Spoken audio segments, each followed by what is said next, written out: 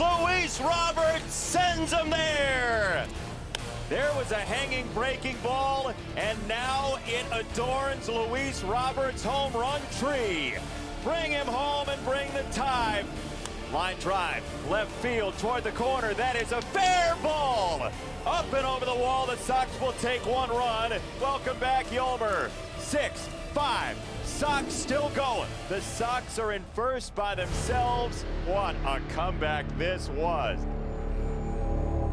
Walk-offs and comebacks. La Pantera continues to torment the AL Central. Luis Robert in the running for Rookie of the Year, and some big hits all over his resume as the White Sox on September the 1st, with less than a month left in this season, are alone in first place. Target Field is the site as the Sox try to continue this run. Winners of 12 of 14. The Sox will take on the Minnesota Twins once again tonight, and on the mound it is the veteran who has been such a normalizing presence for the Sox this year, Dallas Keuchel, against Michael Pineda off his suspension, his very first start of 2020. We thank you for joining us once again. Jason Benetti, Steve Stone along with you. Look, Luis Robert has stolen the show as a young guy, but Jose Abreu continues to churn every day with big hits. Two Cuban players at both ends of the spectrum. One guy established, one guy revered, another guy trying to make his way, and both of them creating fireworks for the Sox. Whether it's home or on the road, Jose Abreu is leading the parade. August 19th against Detroit. Game-winning home run in the 8th inning. Last night, line drive, right center, much to the dismay of Tyler Clippard and the elation of Lucas Giolito. That tied it at 4. Then we take you back. Luis Robert, the one and only walk-off home run he's ever hit in the 10th inning.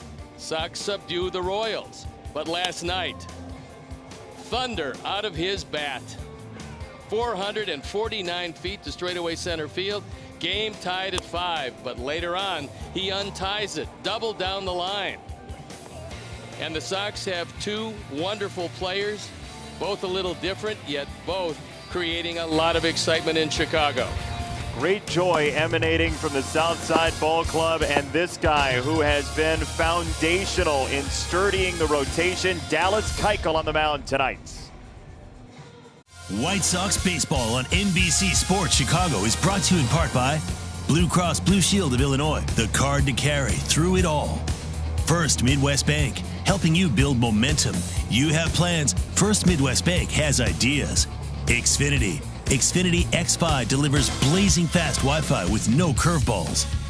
And by Wintrust, home of White Sox checking. Visit wintrust.com/Sox to open today.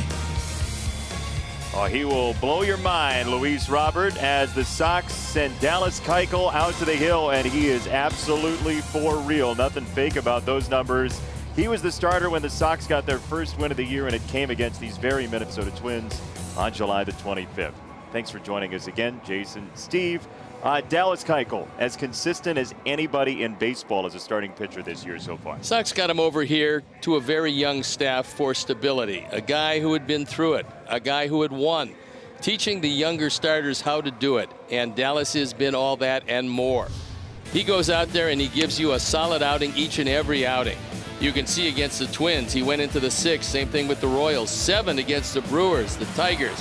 Take a look at the Cardinals. His best game against the Cubs, he was wonderful.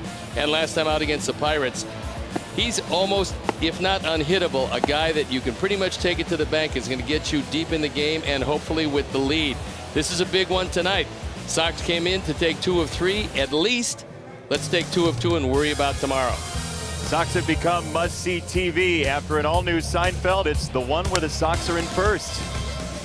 Join us. First Pitch is next.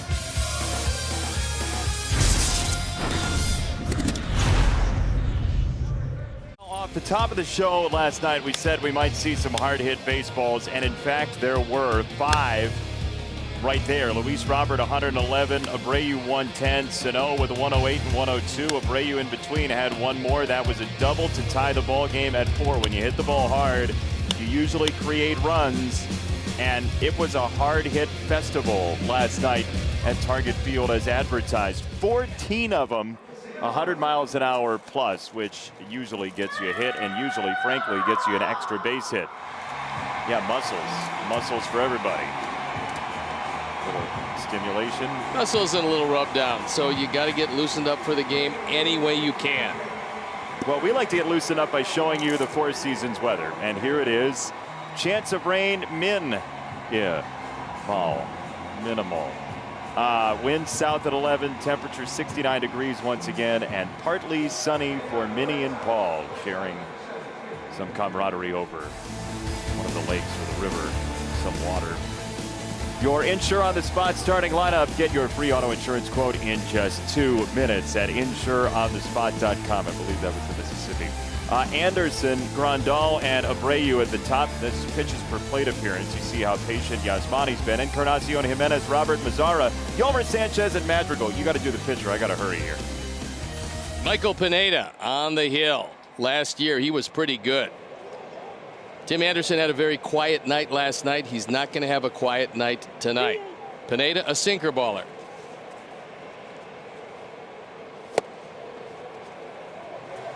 For Roman, our key matchups, Tim Anderson, a couple of home runs. Edwin Encarnacion, 10 for 33. And Jose Abreu, it's been a challenge for Jose. That's a lot of AL East stuff between Encarnacion and Pineda. Edwin spending time with Toronto, Pineda the 3 years with the Yankees. And so Pineda ahead on 2 strikes. He's back from a suspension that lasted 36 games of this season. And he was suspended for a banned substance. He is back now in the Twins rotation, and they could really use him. They've lost 6 in a row. On the ground pass first, Pineda's got to get there. Tim's going to beat him easily, and the Sox take advantage of Pineda's speed with Tim's better speed. All Sano has to do is take a look at Pineda. You can't range that far off the bat because he's got no chance to beat Tim Anderson to first base. You could give him 3 steps and he couldn't beat Tim Anderson to first base. So this, a leadoff base hit. And Michael Pineda, not even in the neighborhood. That's a good break. Tim just said wow over at first base. I don't think he was shocked that he won the race. I think he's shocked that Sano was playing second base on the play. He's rangy. 1 on for Yasmani Grandal. Sox trying to hop ahead early, and that's called ball 1 by the plate umpire Laz Diaz.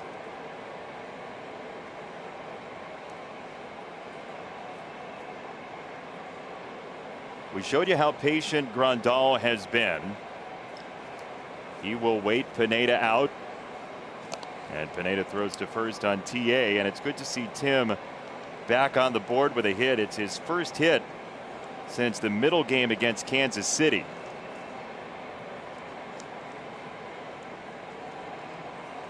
Pineda originally came to the major leagues with Seattle, quickly made his way to New York in the American League.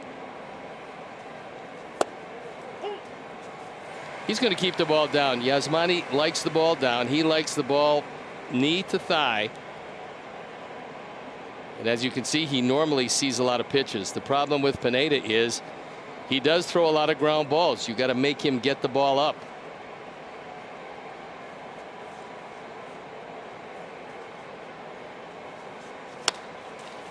In the air left hand side. Rosario got a late start, but he coasts in and makes the catch. We're on number 1. The rest of the defense. Our UI Health defense, Rosario, Buxton, and Gonzalez in the outfield. Adrianza, Polanco, Vargas, and Sano in the infield. Ryan Jeffers once again behind the plate, and Michael Pineda on the hill.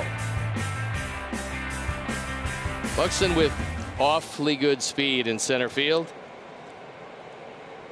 He's back from a shoulder injury. He was struggling at the plate when he got hurt. He's been hurt a couple of times now this year. He got hurt in summer camp on an awkward step out there in center field. And so he's in the lineup tonight, and he is 7th in a quieter lineup than it was last year for Minnesota. Ooh, Jose loved it. Got a fastball right down the middle. For some reason during the course of his career, he has not seen Pineda very well. But Jose is swinging it with the best in the league right now. So if he's ever going to take advantage of Pineda, it'll be tonight. We haven't seen a breaking ball from Pineda yet. We've seen a straight change. We've seen his sinker and his regular fastball. He typically does like that slider quite a bit, but we've not seen it until then. There it was. Nice pick by Jeffers. By the way, Jose, a lot of people are commenting about Jose Abreu and how successful he's been this year, but people also ask about why his batting helmet looks like it's been sitting in a grease trap. A lot of pine tar. It's pretty good. You just put your batting glove up on your helmet to adjust your helmet, and all of a sudden you can't get the bat out of your hands for love or money. I certainly don't bring that up based on tonight's opponent. As Jose rips this into left field, that's a base hit. And the Sox have 2 on with 1 out in the first, which brings us an opportunity to show you our stats with Lowe's. Jose Abreu in the American League entering play today. The batting average only just grew again. Tied for first in hits. Everybody give him a big hug. Slugging percentage third. Weighted runs created plus, which is normalized across park factors. And basically 100 is the average, and it takes into account the value of doubles and triples and home runs and adds value for extra base hits. He is 4th, so it's a combination of slugging percentage and a couple of other things, including the park you play in. In short, Jose is very good. There's a foul ball from Edwin, who again, like you said, has seen Pineda a bunch in his career. He's seen him a lot. He's liked him. And Jeffers didn't like the location of the last pitch, I don't think. So he went out. He had a word with him. Also, he might be going through the set of signs. This is the first time there's a runner at second base. Hitting streaks. Jose's at 15 with that base hit. Would be real nice to get a couple in the first inning tonight. For Dallas Keuchel on the mound. 0-2.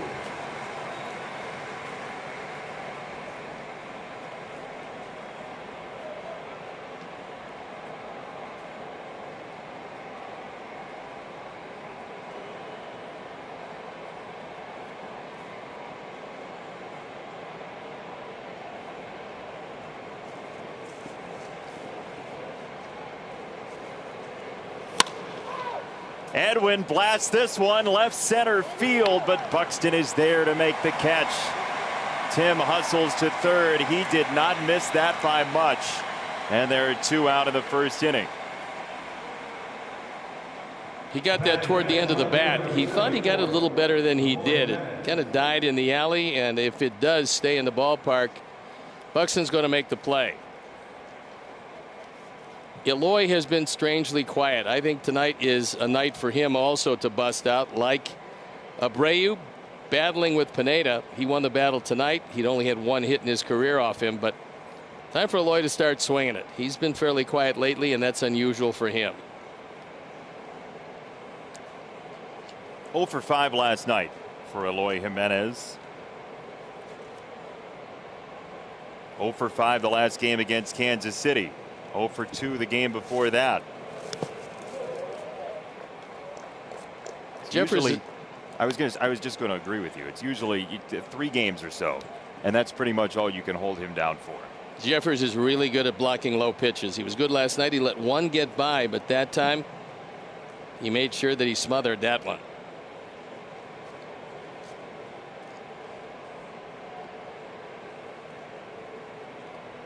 Pineda's working hard through gritted teeth. Pitch number 14. That's a pretty good slider. Had Eloy well out in front of it. That's pretty good. Jose and Eloy.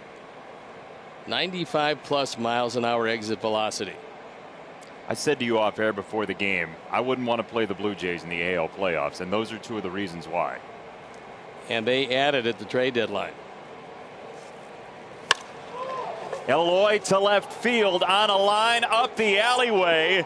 Rosario didn't see it well. Sox get 1. Here comes Jose sprinting for the plate. He is safe.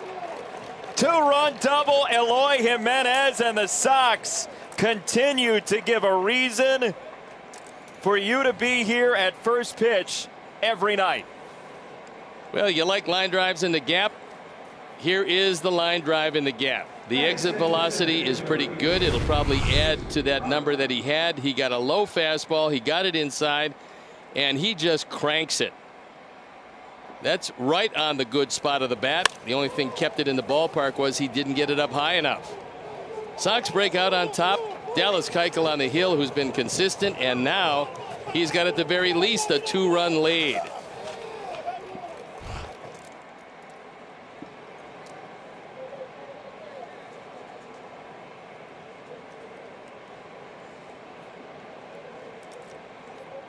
So, here's Luis Robert. You know, sometimes you make a prediction and it's like the third inning that it happens, but there's no time release today for the caplet of prescience. Well, look, I'm looking at Pineda's stuff, and Eloy hit it 111.6 miles an hour because he loves low fastballs, especially when they're not overwhelming. That was 94, but not good enough, and you love to see the boys break on top and maybe take some of the heart out of the Twins. Inside 2-0. We heard Sox pitchers in summer camp say, I don't like facing this lineup, and Pineda's having that same feeling right here. He thought he might have gotten it past him, and that's not the case. That was a look that said if only the suspension had lasted one more game or so. Maybe two. Dodge the Wednesday game. Let the Sox get on the plane. 2-0 into left field, and falling into the glove of Rosario for out number 3. Eloy gives the Sox and Keuchel a 2-0 lead. In the afterglow of his 2-run double, and it's a 2-0 White Sox lead. Our Insure on the Spot starting lineup. Get your free auto insurance quote in just 2 minutes at InsureOnTheSpot.com. Sano at the top of the card. Very patient, very powerful. Then Polanco and Cruz. Gonzalez, Rosario, Adrianza, Buxton, Ildemaro Vargas, and Ryan Jeffers. Dallas Keuchel on the hill looking for win number 6. His ERA at 2.70. This is 8th start, as you can see. Not going to strike out a lot of people. He's not going to walk a lot of people. Left-handers might as well not even come to bat. The matchups. Nelson Cruz has taken him deep 5 times, but he's taken a lot of people deep. Sano, not so much. Polanco, nothing. And this year, Dallas has kept the ball in the ballpark. He's kept the Sox in the game. And more times than not, he goes deep in the game, saving the bullpen. So let's see what he's got for a very good Twins team that happens to be reeling at this point.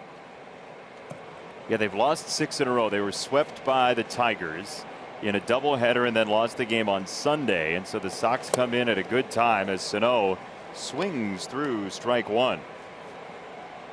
You saw it in our open. Dallas Keuchel starts. He's got now 7 of them under his belt, and only 1 time he's allowed more than 2 earned runs. That'll be put to the test. This is a pretty potent offensive club for the Twins. But if he keeps it there, Sano, who's going to try to pull it, is probably not going to do too much with it. Now, he did get a rare base hit to right field last night. You just don't see that very often, and normally when you do, it's a mistake. He is a heavy leadoff hitter.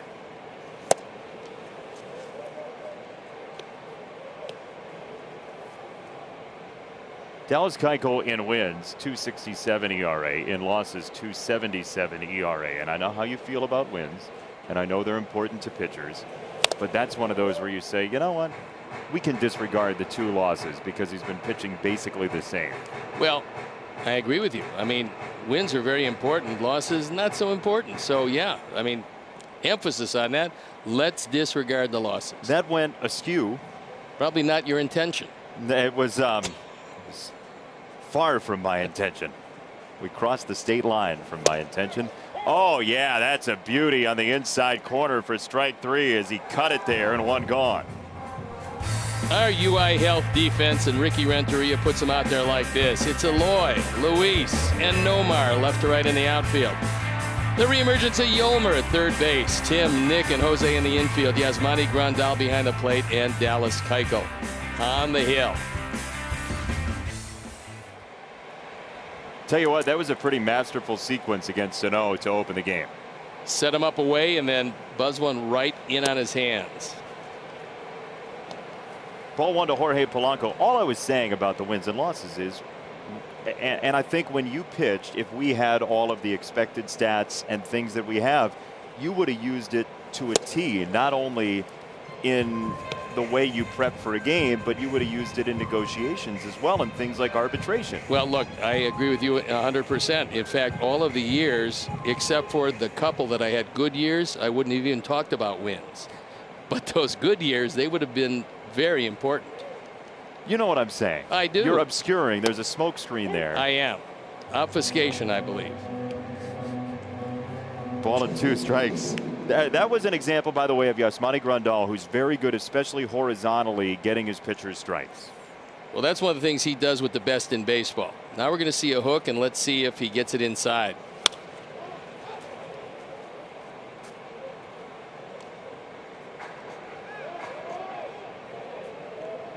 One and 2 on Jorge Polanco. And look, this is the reason. Jorge Polanco is the type of guy who, when you look at prospect lists, as Jose tried to make a play in foul territory, but it ricocheted off the net. He caught it off the net. That was good. Are they going to say he caught that? Almost went through the glove. Let's see. Sox may try to challenge this. You know, I think Jose felt that he had it. And also, they're going to say he's out, Steve. Well, scoreboard's got 2 out. I got to tell you, to me, he made that catch. Yep. It's 2 up, 2 down. Yep. Well, look, we saw after that play yesterday, the umpires come together and talk it over, and Jose went over to the net, and he tried to reach over and make the play, and it looked like his glove hit the net, but the ball did not.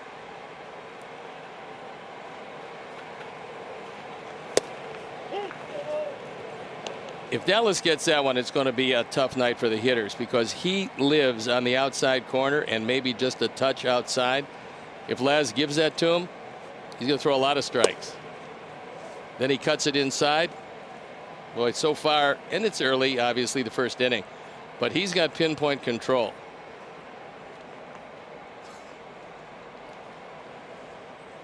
Oh, 2. Up and out, 1 ball, 2 strikes. Nelson Cruz, who went to his first All-Star game at age 32. A late bloomer. And last night he had enough of Lucas Giolito, who absolutely made him look terrible, and that doesn't happen too much. AL leaders in weighted runs created plus. Luke Voit, #1 for the Yankees, the former Cardinal first baseman. Weighted runs created plus matters because it takes into account the importance of slugging and gives some extra weight to doubles and then triples even more and then home runs even more. And then it basically takes away the advantage of a park or the disadvantage of a park and tries to normalize across baseball. So you can say, hey, is this guy better than this guy? And you have a level playing field. That's the point of the stat. Well, we've got one of the true power hitters in baseball, and he chokes up with 2 strikes. Kind of a lesson for some young hitters. You get better bat control when you choke up. And Cruz does not have a problem with power when he chokes up on the bat.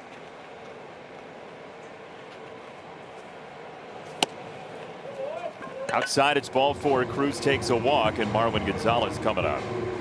The Twins against left-handers. We showed you yesterday the Sox success against lefties this season. The Twins have struggled from the right-hand side against left-handers. The batting average is well down. The hits per 9 is well down. And there are some guys that they have pulled out of the lineup today, like Max Kepler, against the left-hander Keuchel. Well, hopefully that holds up. Last year they tortured the left-handers. This year, for whatever reason, and it's just maybe an aberration, but they just haven't done much with them.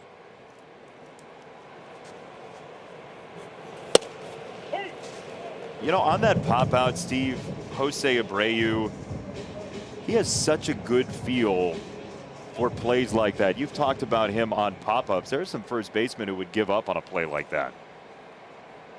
He does two things exceptionally well. One of them is all pop-ups. This to right, and Mazara. More about Jose. No, we're not going to tell you about the other one. Guess not. Look, we said it last night.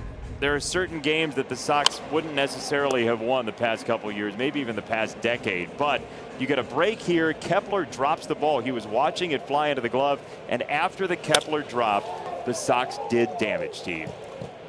Well, Kepler opened the door. We said it last night. That could very well be the one play that buries them. And then the Sox offense made sure that that was the case.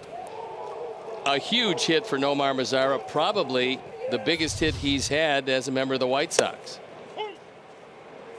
Hey, that was another really good catch by Jeffers. I've been very impressed in 2 games with his soft hands behind the plate.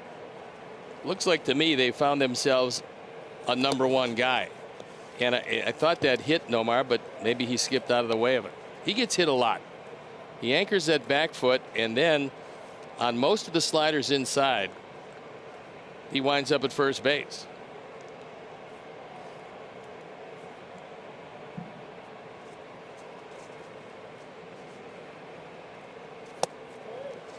Outside, 2 balls and a strike on Jeffers, by the way. He was a preferred walk-on at North Carolina Wilmington. He didn't even get a scholarship in the Colonial Athletic Association. Last night he looked like he could swing the bat pretty well to go with his defense. One guy over there, that's all they need. Hey, your 2020 Chicago White Sox are presented by Guaranteed Rate. Get a win at home with low rates and no curveballs. Visit rate.com today. I made Nelson Cruz 4 years older than he was when he got to his first All-Star game. He was 28 on his first All-Star game, 32 in his second All-Star game. So we'll add that to the list of corrections in the booth. Strange thing about it is he keeps on getting better as a hitter.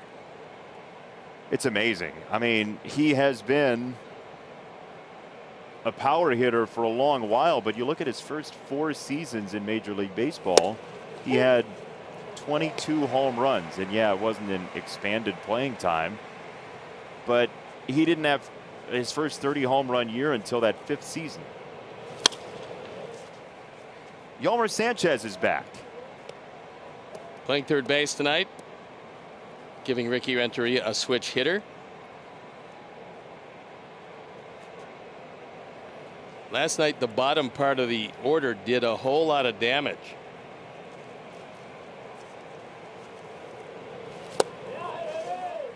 Strike 3, first strikeout for Pineda.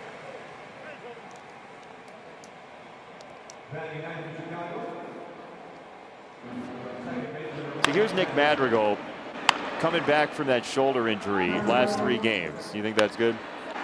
Well, I think it's very good, and he has a way of finding the holes. A lot of times he doesn't hit the ball well. He just hits it in a spot where nobody can catch it. He is very fast. But I mean, he had a trickle ball through the left side last night that didn't have any exit velocity and found a way into left field. So Nick Madrigal, if you're worried that he just got behind in the count, he's got 12 hits in his major league career. Here are the counts they've come on. 0-0 first pitch, 0-1, 0-2, 1-2, 1-1. Never has he been officially ahead in the count when he's put up a major league hit. Well, one of the reasons why is that major league pitchers see him, know that he's not going to hit the ball out of the ballpark most likely, and they just go right after him. So they'll challenge him with pitches that they won't throw to other people. He's been dealing with that forever, though. Yeah, I mean, that's just the kind of hitter he is. But because he also has supreme confidence that he can put the bat on the ball, he doesn't mind going down 2 strikes, waiting for the one pitch in the sequence that he can get the good part of the bat on.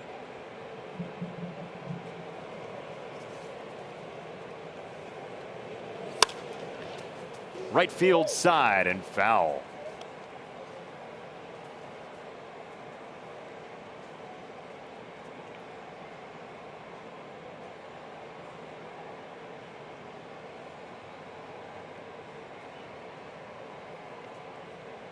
One thing that's interesting is that Adrianza is back at third. On a trickler to the left side, you're not going to throw him out.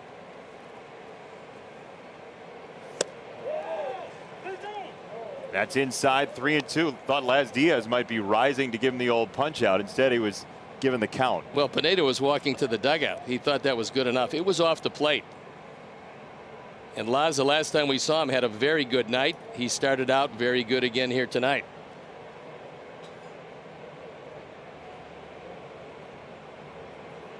Look the other way, Nick. It's going to be outside.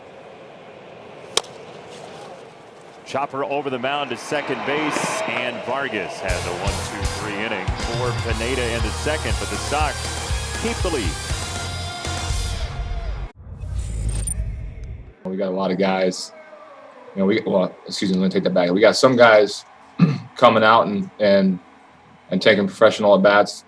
You know, being professional on the mound and doing what it takes to win. We got some guys kind of going through the motions, so we need to clean a lot of things up. And you know, if we want to be in this thing at the end of the season, we're gonna have to start that now. And like I mentioned to you guys before, when you have enough talent to potentially win every game, it's very frustrating when you have games like this, and it just seemed like we were out of it from the get-go. That was August the 10th. Dallas Keuchel's team had lost 5-1.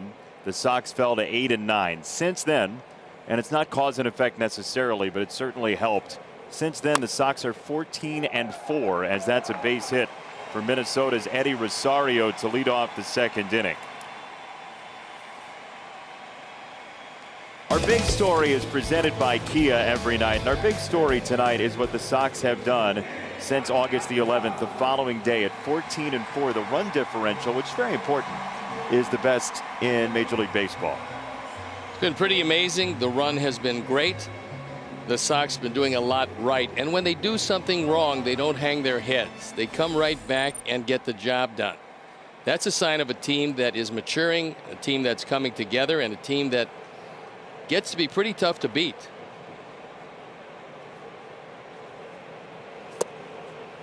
Off speed away, strike one to A-Ray Adrianza. We'll get Ozzy's thoughts on Adrianza during the fifth inning update. His godson. How great is the trio of Chuck, Ozzy, and Frank, by the way? There's a lot of baseball knowledge there. And they're also pretty funny. Yeah, they are. We'll hear from Frank later on. He's going to join us and talk a little Luis Robert. He had some very lofty things to say about Luis yesterday. He'll build on that at some point while Robert's hitting during our telecast.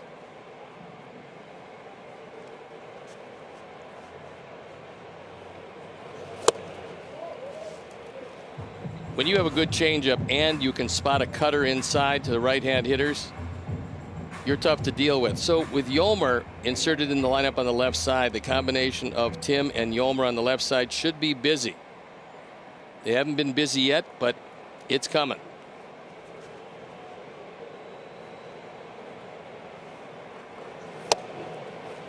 Don't forget last year, and I know you wouldn't, but maybe some of our fans at home have, Yolmer Sanchez was a Gold Glover at second base last year. Well, Yolmer can pick it. Obviously, second base is his natural position, but he can play shortstop and third base. You don't want to stray too far off the line with Keuchel on the mound. Beautifully done. Strike three on the inside corner.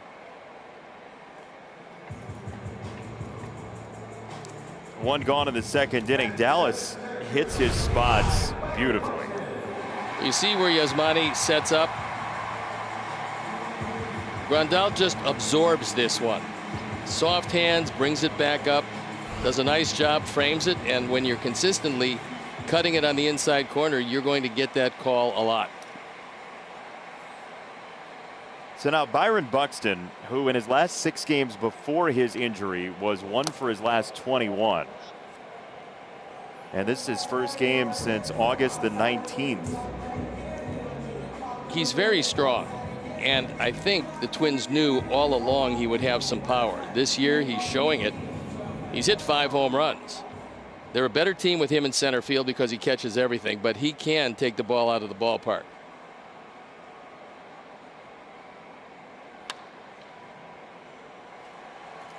In the air, left center. Robert camps and makes the catch for round number 2. Eloy was probably even closer there than Luis wanted him to be. I mean, just stay like 12 steps away from me. Well, Luis invented social distancing. Something goes up, you want to be over there. I'll get it, you be over there. I loved his answer when we talked to him Sunday after the game. Like, hey, let somebody else make a catch. He said, we're working on that. Yeah. No, he's not. No. But it really helps.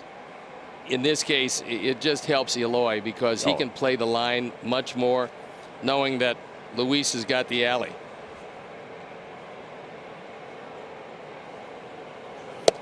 Here is Ildemaro Vargas, 29-year-old former Arizona Diamondback. Is he the best Ildemaro you've ever seen play? I don't know. I'll tell you, Ildemaro. Oh, geez. You asked for yeah, it. it's like I know it was like a piñata sitting there, and you just had to whack it out of the park. No, Pineda pitches in the 3rd. 2 strikes on Vargas.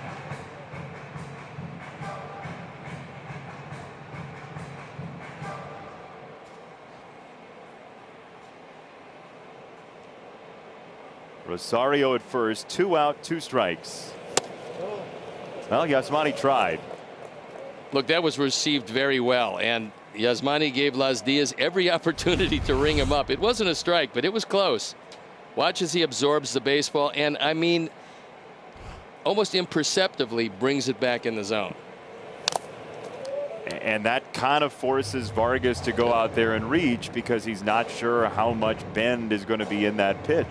Well, he also knows that he probably felt pretty lucky the last one wasn't called a strike. He wasn't going to leave this in the hands of the umpire.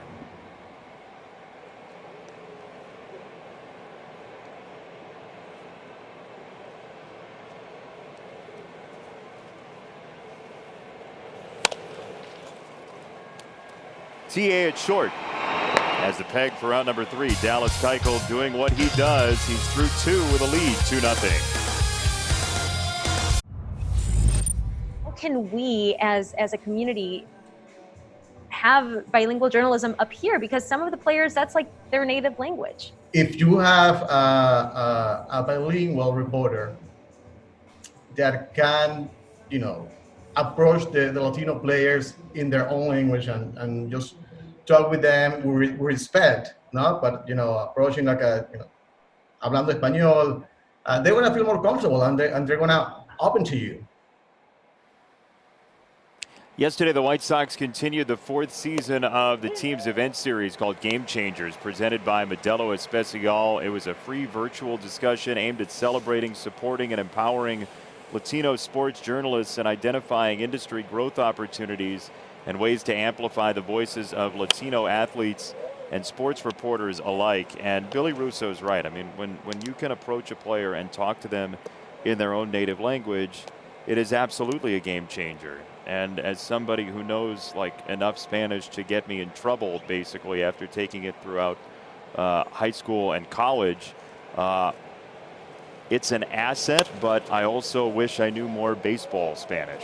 I mean, you had to learn some of it in the clubhouse, right? Actually, I learned it more in the restaurant business, restaurant Spanish, and you learn because you have so many Latinos that are in the business, you learn it that way, but not so much in baseball. This to right field, it is a base hit for Tim Anderson, a leadoff single here in the 3rd with Grandal coming up. So when Tim gets on, especially when he gets on to lead off an inning, he usually finds a way to score as he did in the 1st inning. And this is a great job of hitting. This is how you win a batting title. You take a slider off the ground. If you're protecting, and there was 2 strikes. He's in full protection mode. He literally hits it off the very end of the bat. And just enough to ease it into right field. So a promising way to start the 3rd as the Sox, behind Dallas Keuchel, look for more. Yasmani Grandal with a runner on, nobody out. goes after the first pitch and slices it foul for strike one. And I have to say, the Sox having that major league record now of the top 4 in a batting order for the first time being Cubanos, and having the heritage the Sox do. You tweeted about it a little earlier today about the combination of Luis Robert and what Jose Abreu has meant to this team. Well, first of all, you go back to Minnie Minoso. That's number one. Right side, this could be 2, and the double clutch throw on the double play is there. Adrianza had to find his way to second base, so it goes 4-5-3. Time for your T-Mobile ticket to the game as we see the all-time leaders in WAR for Cuban-born players. Rafael Palmeiro leads the way. Luis Tiant, just a great pitcher. 1968, a 160 earned run average in the American League. Tony Perez, I faced him a lot. Bert Campaneris broke up a no-hitter of mine in the 8th inning. I still hate him for it. Minnie Minoso, and on. Just some great players, great pitchers. They've meant a great deal to the game, and they have given the game a whole lot. Still, Minnie Minoso is not in the Hall of Fame, and that's like the first one on the list that needs to get rectified because of what he did in understanding. Like, when you understand Minnie Minoso, you really truly comprehend what he did for so many people and so many folks who, number one, were of Cuban heritage, like Jose Abreu. But you think about how long he played the game and how dedicated he was to playing the game and the numbers he put up. And I mean, the whole package as a pioneer in baseball, he's got to be in. Well, look, if you watch Minnie and you saw him at all, you realize that he played a lot like Jackie Robinson played. There was a reckless abandon to his style. He was very aggressive. He did everything very well. And yeah, I think, you know, as a pioneer, as much of a pioneer in his way as Jackie Robinson was, there's a place for him in the Hall. I mean, I assume that he's going to get there. I think it's an injustice, and I think it does have to be rectified. That's a good breaking ball from Pineda, 2-2. Slider's getting better from Pineda as he moves along. Quite obviously rusty at the beginning, wasn't hitting his spots, wasn't using the slider very much. Now he seems to be pretty comfortable with it.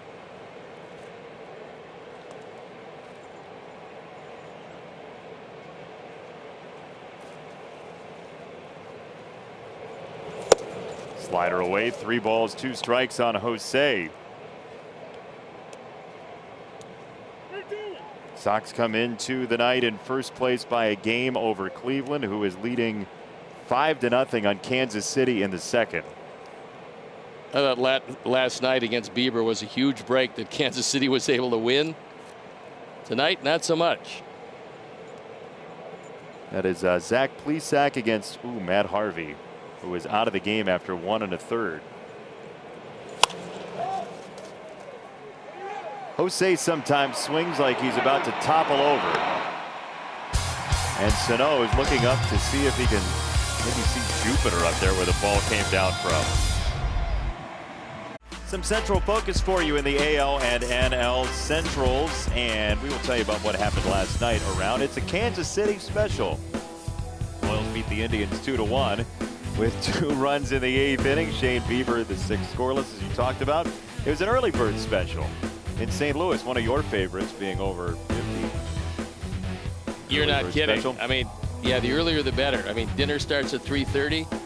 You have breakfast at 8 o'clock at night. It's just great. You eat lunch when normal people eat breakfast. No, it's outrageous. Well, it's good. Hey, Josh Hader stayed in Milwaukee. There was some discussion of maybe him being traded, but he gets his 8th save. And the Brewers are 16-18 coming into today, and they're only a game back of second place. So, yeah, they've struggled. Yeah, Yelich has scuffled, but Nomer makes out number 1, and the Brewers are hanging around. I mean, that's the thing about 16 teams in the postseason. And we talked about it yesterday, and I'm sure there are some purists who don't like our belief that 16 teams might stay and might be better for people, but you get more markets involved late in the season. How's that a bad thing? You also get more player movement, and you get guys who would normally not be playing who get traded to contending teams, they get a chance to be in meaningful races. And we brought up Todd Frazier. If he's sitting in Texas, they're not going anywhere. He's not going to be playing because they're going to have a young kid going to take his place. But now he gets traded into a pennant race back to the Mets, and he does get a chance to have meaningful at-bats. So for the players, it's more exciting. And plus, for the fans, and assuming that next year we have them back, they're going to have a chance to see a contending team, meaningful games, probably in August and September, that you wouldn't otherwise see. Tim at shortstop has time and throws out Sano. 2 down. Sox fans, start planning your 2021 outings to the ballpark. You just said it. We have party areas of all sizes that can be perfect for you and your group. Call or text Sox Tix 312-674-1000 or go to whitesox.com right now. So as the game moves along and Dallas has that adrenaline burn off, now the sinker is working better. Now the left side of the infield comes into play even more. Last 3 outs. Ground ball to short, ground ball to third, ground ball to short. Toughest part for Tim was trying to get out of the way of Yolmer on the last play. You know, there's a reason Sox fans love when Dallas Keuchel pitches, and I think the stat that you just saw about him not allowing a run in the first or second inning, that makes you feel really comfortable with his presence on the mound. You can settle in, enjoy the first inning or two without much worry. You also get the feeling that he's not going to walk himself into trouble. Last time out was an aberration. He kind of hit the wall on a very warm day, and he walked 3 in 1 inning, his last inning of work in the 6th. More times than not, he throws it exactly where he wants it. It's a left base hit. Jorge Polanco, a 2-out single. And now, instead of facing Nelson Cruz leading off the 4th, he'll bat with Polanco at first and 2 out in the 3rd. Dallas was very careful with Cruz in the first inning. He did walk him after getting ahead. Now you don't want to pitch around him. He came in with a sparing cutter, but most of it was away.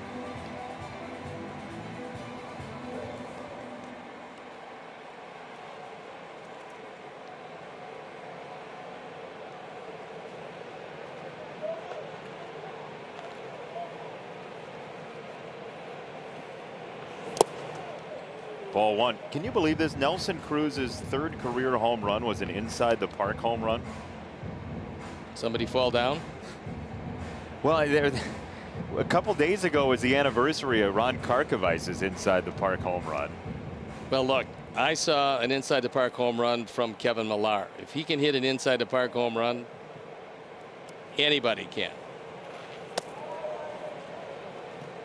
Tonight's edition of Steve trashes people's speed. No, well, I mean, he would be the first to tell you. Speed No, was I know, not I a know. big part of his game. I know. The fewest home runs before turning 30 among players with 400 plus. And we told you, you got a late start. 65 home runs before 30. That's pretty impressive. That's a strike. 2-1. Ron Karkovice's inside the Parker was at the Metrodome. By the way, the officer, August 30, 1990. Yeah, that was kind of an upset. It was a grand slam for Officer Karkovice inside the park.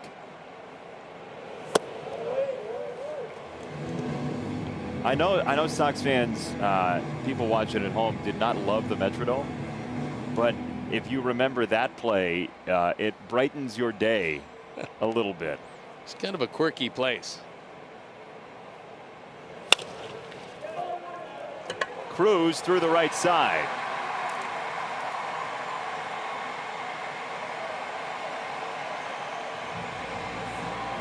There was an example about how Nelson Cruz has matured as a hitter. He is a home run hitter, but he knows this is not a pitch to hit a home run. Through the vacated right side, he takes one away and takes it the other way. So he gave up the power on that one pitch to be able to punch it through the right side. You know what I do miss about the Metrodome is Bob Casey, their longtime PA announcer.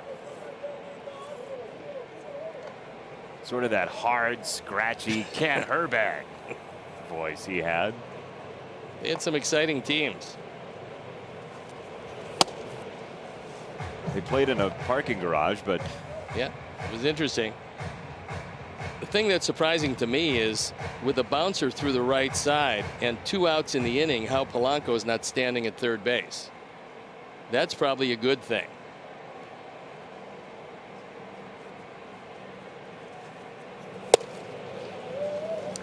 a little bit high, 2-0. So this inning kind of came out of nowhere. It was 2 out, nobody on, and Keuchel had done it in 3 pitches.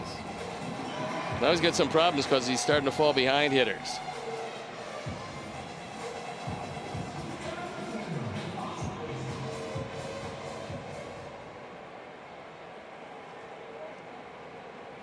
Former teammate Marwin Gonzalez.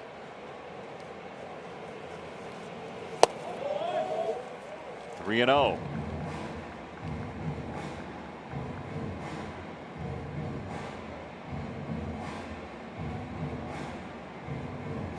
Rosario in the on-deck circle. He got a base hit last time. The first Twin hit of the night.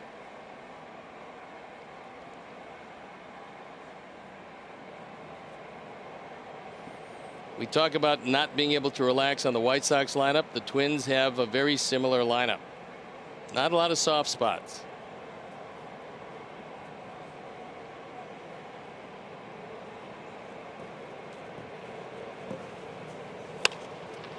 Swinging 3-0. That's a base hit down the line. Oh no, that's foul, just wide down the left field line. So Gonzalez missed it wide left. It looked like it might have kicked fair. It's foul, 3-1. Didn't miss by much, and he got the 3-0 green light. Fortunately, he hooks it. On the call, DJ Rayburn, and what would have been 2 is now 3-1. So 3 balls and a strike on Marwin Gonzalez. It's a big pitch in the game right here. Third base and Sanchez, and that will do it. So the Sox get out of the trouble. Keuchel gets a ground ball. And 2-0 it remains. We told you got to see him. Luis Robert going to swing at third when we come back. What's up, Jason and Steve? My name's Danny, and I'm from Algonquin, Illinois.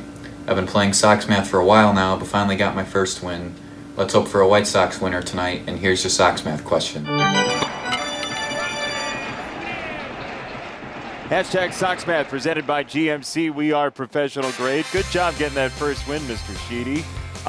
Number of runs Sox scored last night multiplied by runs the Sox scored in the 9th, plus Abreu's jersey number minus his home run total entering tonight. Hashtag Sox Math. First correct answer does the video tomorrow. Now you're talking. This is a little bit more difficult. Yeah, it is. I mean, you got to know Jose, right? As it's 0-2 on Edwin. And you got to watch the game last night. We're going for speed. That would help.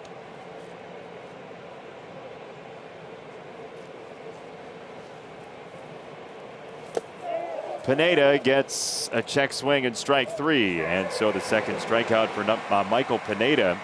And 1 gone here in the 4th. The question is, how long will Pineda be allowed to go? Because he's coming back from the suspension. You don't know how much he's got in that arm. Right now, he's only at 46 pitches here in the 4th inning. And for a guy who's not going to strike out a lot of people, force some early contact, that's actually pretty good. Remember, the Twins had a doubleheader on Saturday, so their bullpen was a little bit spent as he got inside on Eloy there, and Buxton in centers underneath. So 2 down, Luis Robert will hit, and we jump into the studio and chat with Frank Thomas because I know you've kind of been in awe along with us on Luis Robert. What do you make of this kid right now, Frank?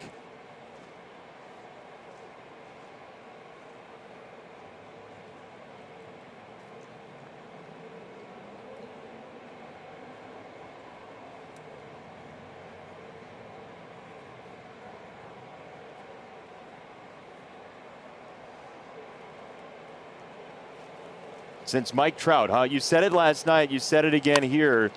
as he slices this ball to third, and that's going to do it. Frank, we'll check in with you again. Sorry about the short notice here. Yeah, dude, don't blink. See you, Frank. 2-0. All right, so August 24th, this is 8 days ago what the standings looked like in the American League Central. Since then, the Sox have gone 5-1, and Minnesota's lost all 6. And how quickly things change, and it's a short season. You go on a losing streak, and you end up in third place real fast. Well, even a few days ago, the Sox were feeling pretty good about where they were at that point, tied with the Indians for second. Certainly in contentions for, that wild card spot. And then you win a few, the other teams lose a few, and you find yourself on top looking down. But it's a precarious perch because there's 2 pretty good teams trailing, and the Tigers have been hot. The Indians are a really interesting 9 right now because they trade Mike Clevinger. Obviously, that will hurt their starting rotation. But they farm pitchers, Steve. And there are some people in the pipeline. And they got a couple of Major League Baseball ready players on the offensive side in the trade for Clevinger. I think the Hall coming back was outstanding. Look, although they didn't get the top 6 in the San Diego organization as far as prospects, they got some good minor leaguers. They got 3 major leaguers, 3 guys ready to help the major league team right now. So I think all in all, you trade from a position of strength. The strength of the Indians, starting pitching. So you trade a starting pitcher.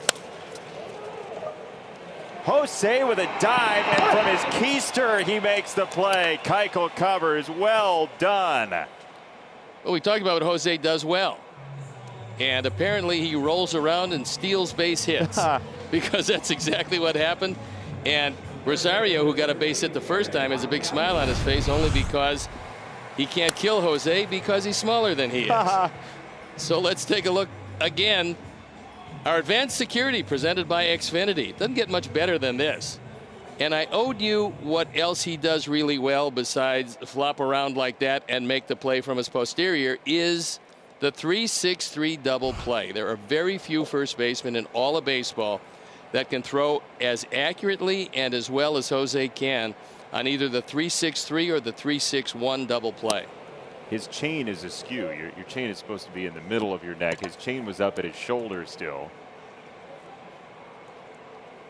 I think he's made an adjustment. It is a game, after all, of adjustment. As you love to remind us at certain junctures of a baseball affair. Just occasionally. 2-0 on Adrianza. Meanwhile, Dallas is fighting it tonight. I mean, he started out with very good control. The last couple innings, the control has not been good, and he's starting to give up some hard hit baseballs. Not that one. Sanchez playing in. Yolmer, round number 2. One thing you have to take away from Buxton is the bunt, because he likes to do it and he's very fast. And they were working with him on it before he developed the power he has now. Both the push bunt and the drag bunt, both. But you're 2 runs down. They're looking for base runners. You don't think he's going to do it ahead of Vargas, but you have to make sure Yolmer plays in. Jose is not going to play in at first, but Yolmer will be at the cut of the grass at third.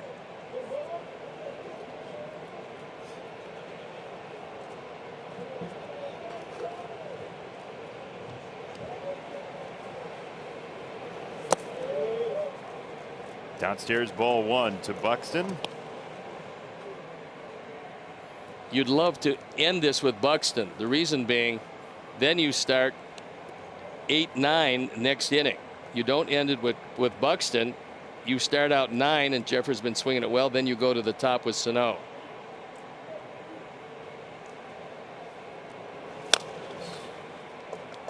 Dallas Keuchel, even when the opposing hitters know what he's trying to get them to do, they do it.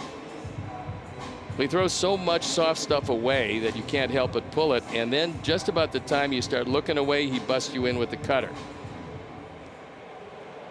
It looks so simple to deceive a batter when somebody's doing it like that. Pinpoint control is something that's really hard to come by in the major leagues. That stayed up, and it's a base hit for Buxton, so he becomes immediately a flight risk, and Vargas grabs it back. That one Dallas got up, and Buxton hit it pretty hard. This is not where he wanted it, but Buxton took advantage of it.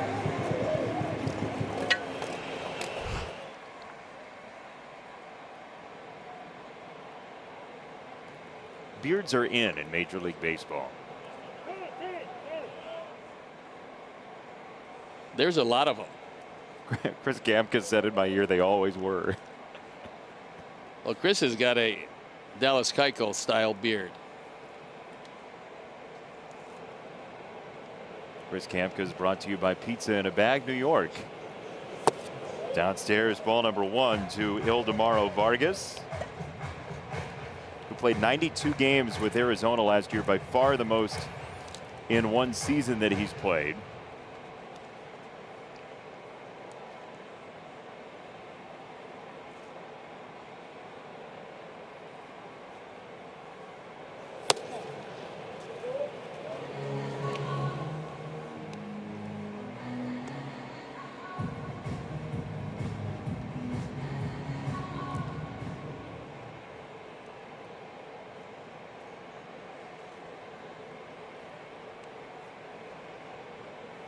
Two 2-0 from Keuchel.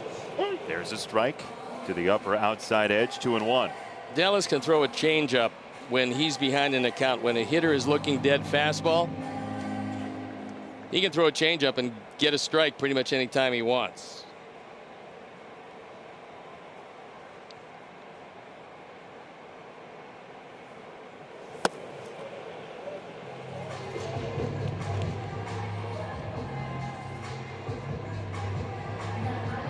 There is the catcher, Ryan Jeffers, 23-year-old, on deck.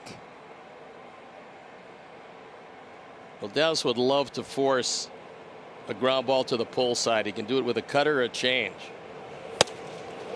Up and out, ball 4. Two teams in the same city, both atop their respective divisions. There's a lot to talk about on an all-new episode of Baseball Night in Chicago, Thursday at 6 on NBC Sports Chicago. Love Baseball Night in Chicago. Good show. I'd call it a great show. Okay, we'll call it a great show. And by the way, yes, this is a very difficult night for Dallas. He has not had a 1-2-3 inning, and he's been put to the test in 3 of the innings.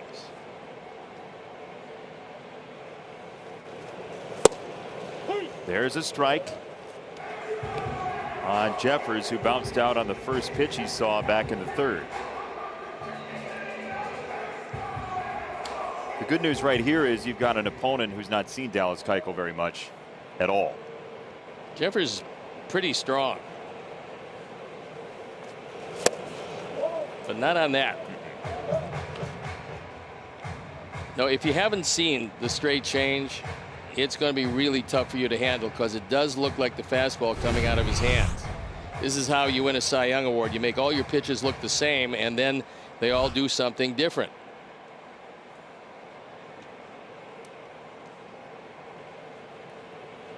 Dallas on 0-2.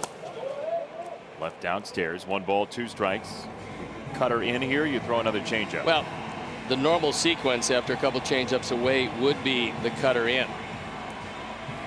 But you probably have a very over-anxious young hitter looking to make something happen. Use his aggressiveness against him. Try to get him out of the strike zone, expanding that zone. 1-2. He struck him out. 3rd strikeout for Keuchel. Twins have left 6, and the Sox have a shutout through 4. Almost halfway home, so let's get you caught up. It's presented by Honda City. You said Eloy Jimenez might have a night. Guess what? He's driven in the only 2. Started out well, and it's a low-scoring affair. Tim Anderson, Jose Abreu, best buddies walking off, and Dallas Keuchel has been struggling a bit, but if you can struggle giving up no runs, that's a good thing, and that's exactly what he's done. He hasn't had a 1-2-3 inning, but yet a goose egg on the scoreboard. Yolmer thought he was going to get one on the coconut there. Tim decided to throw around him, and Jose with a brilliant play. Keuchel right where he needed to be, and Dallas has a shutout through 4 against Michael Pineda, back from suspension. And the first place Sox have Mazara taking strike one. Well, look, they're giving him the base hit if he wants to bunt it to the left side. You got Adrianza playing a straightaway shortstop, 3 on the right side, so it was a good idea. He just didn't push it that way.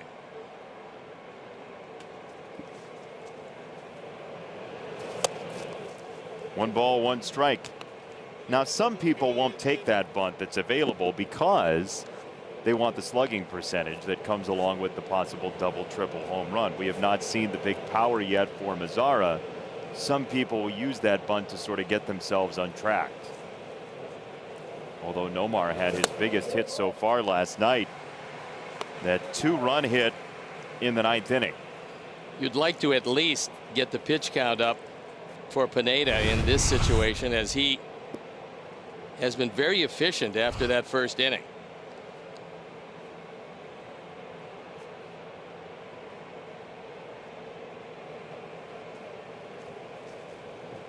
One and two to Mazara. Struck him out. Fastball top of the zone. And one gone. That's 6 in a row retired by Pineda. And hey, look, a pitcher's duel broke out in this ball game, Steve Stone. Pretty surprising that it would be a pitcher's duel with these two offenses, but Pineda, after the first inning, making great pitches. Dallas Keuchel working out a lot of trouble, but right now he doesn't have that pinpoint control early. We'll see if it comes to him. Yeah, this has been a fun series so far. We saw the big runs yesterday with the 8 for the Sox. But again, you mentioned Keuchel fighting it. We saw the same with Lucas Giolito. And a good sign is the Sox won that game last night, and they're leading tonight.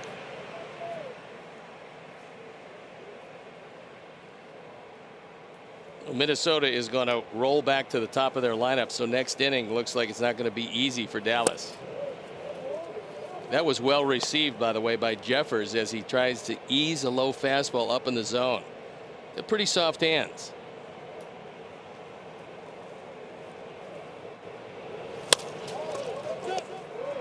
Sano. 2 down. Hashtag SoxMath answer brought to you by GMC. We are professional grade. 8 the runs last night times 3 runs scored in the 9th, plus 79 of Braves jersey number -12. His home run total entering tonight. Jacob F. Hahn is the winner. Wait a second. Do we have a disqualification here? We have Does he have to recuse himself? Jacob Hahn has been trying to win the last couple days. He was actually first a couple days ago, but his account was private, so we didn't see the tweet. Ah, there you go. He came in second yesterday, and there is a small chance that Jacob Hahn may or may not have a relationship to somebody in the White Sox front office. Does he still get to win? I believe he does. I mean, nobody's got the question, right? I got to tell you, I'm stoked to see the video tomorrow. Could very well be a dual video. 0-1 to Madrigal, and now 0-2. That's the most electric Sox math win in a while. We've had some great videos, but we'll see what Jacob comes up with tomorrow night in the 4th inning. 0-2 for Madrigal. And now 1 ball and 2 strikes on Nick Madrigal. And again, I mentioned this in the first inning, but he has not had a hit yet in his major league career in an advantageous count. A lot of guys challenge him early. Be nice to see a base hit here and keep the inning alive. Tim is 2 for 2.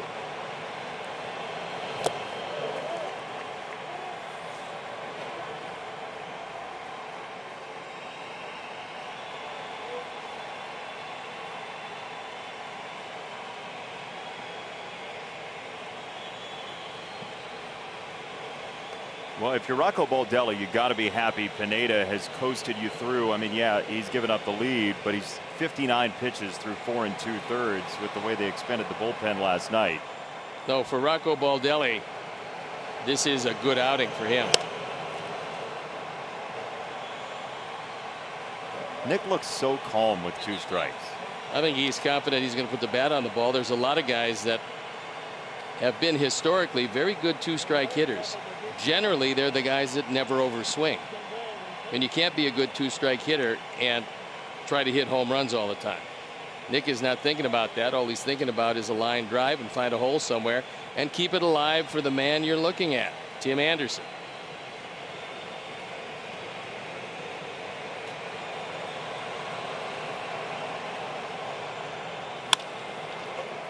He did. Base hit to left. That's what I mean. You know, good hitters, and Nick has been a good hitter every place he's ever gone. They're going to make contact. Their line drives seem to find a hole. Their ground balls seem to have nobody standing in front of them as they ease their way to the outfield. So that was hard hit. I mean, he's capable of hitting the ball. We've seen it, 110 miles an hour. That ball was hit well. Pineda tried to get inside. The inning continues as Tim trying to keep it alive for Grandal. Look, I know we live in a home run hitting major league game, but we've said it a couple times and it's worth repeating. Nick Madrigal is a great balance to the rest of this lineup that the Sox have built. Well, Pineda thinks that he's going to take off, so he wants to keep him close. Tim looking down at Nick Caprit. Not many signs you're going to give a guy who's always among the league leaders in hitting, except hit it someplace.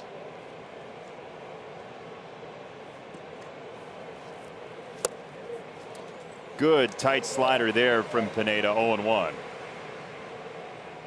If he throws the same pitch with 2 strikes, Tim's going to hit it.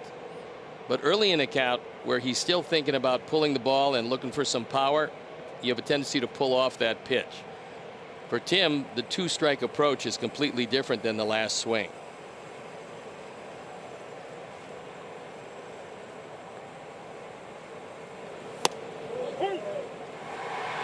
Good movement on the fastball too. 0-2 from Pineda. Spotted it exactly where he wanted it. So this is now where Nick Madrigal, if this ball trickles away and if Pineda decides to go with a slider in the dirt, that's when you might be able to take a bag. Pineda's very expressive on the mound. Almost pained.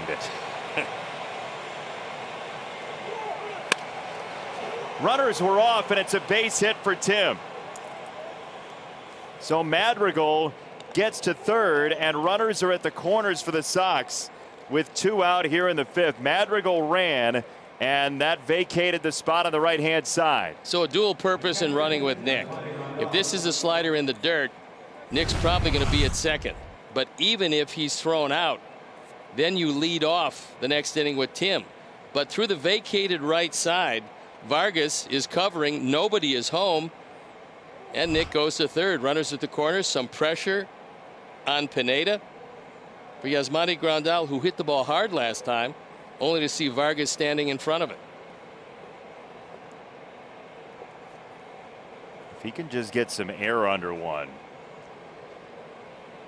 Be nice. He could use some more runs here.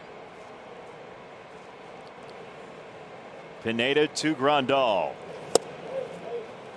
Ooh, called a ball. Yasmani gets the benefit there. That's a break because that was a pretty good pitch. In fact, that was a very good pitch.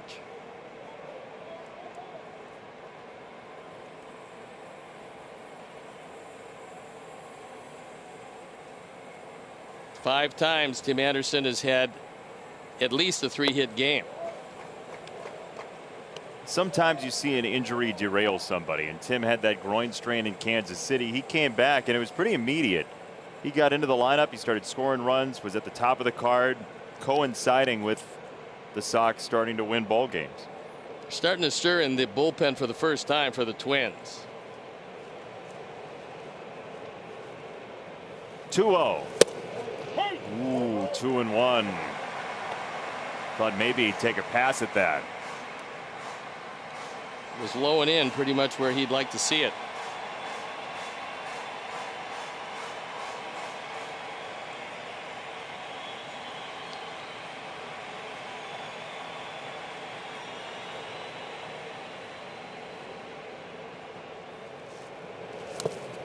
In the dirt, 3 balls and a strike. It's Abreu next.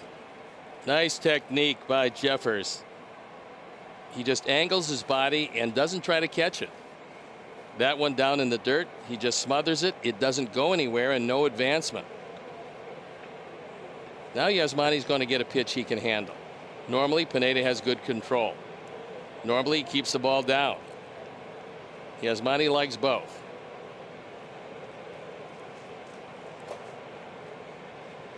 3-1 coming. It's inside and it's ball 4, so he leaves it for Abreu with the bases loaded. Let's see if Wes Johnson comes out now to have a talk, because this is the first real trouble after the first inning for Pineda. This also might give the bullpen a chance to get loose. He's not going to get out of this inning with less than 70 pitches, and you wonder how much elasticity he has left in the arm.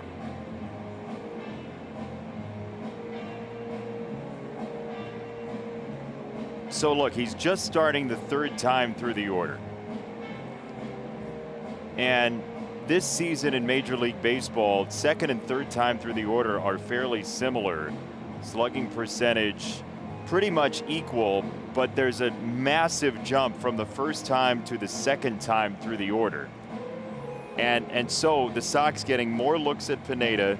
They've got 3 straight base runners, and Abreu is so good when he sizes you up after a couple at bats. Well, this is why the Madrigal at bat was so important. That's why you see in the 9 spot why he's so valuable. He's going to put the bat on the ball. So he kept this inning alive, and now Pineda, for the first time since the 1st inning, has got some trouble. And he's got to face one of the league's best run producers in a situation where his team can ill afford to get down any further.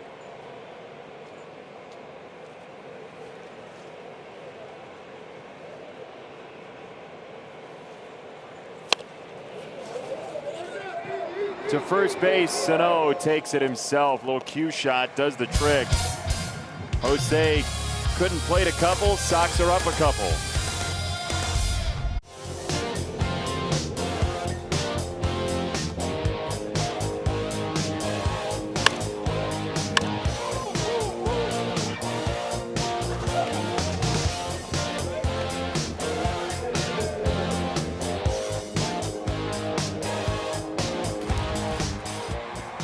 Minnie and Paul, or Eloy and Luis?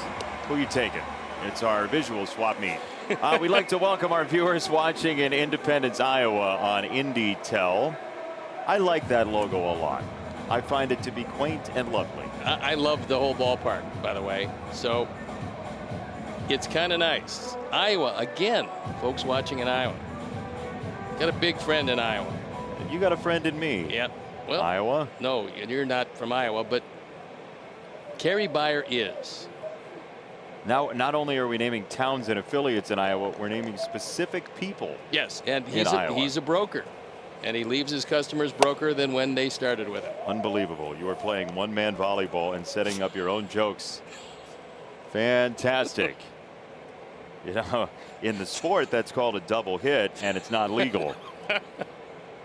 1-0 on Sano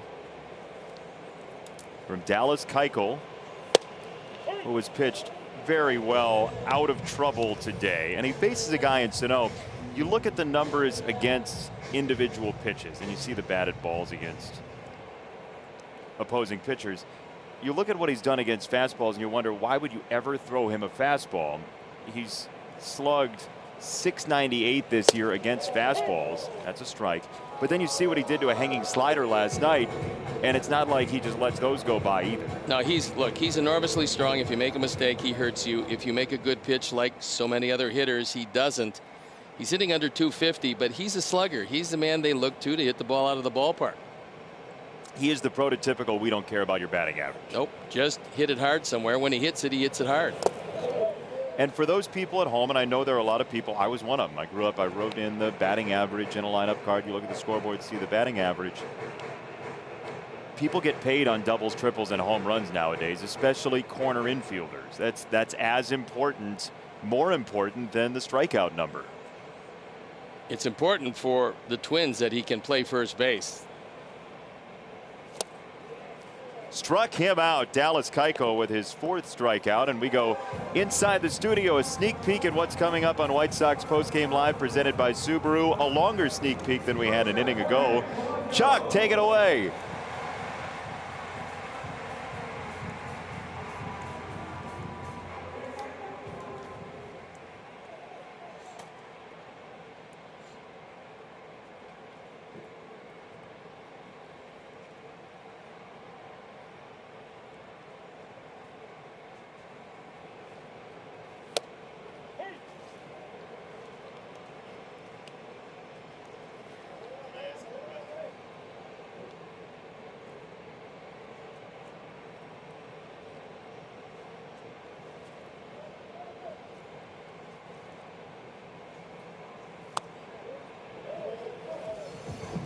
Hey, Chuck, real quick, before you guys go, I want to end Polanco's at bat. So, Frank, what do you think about Luis Robert?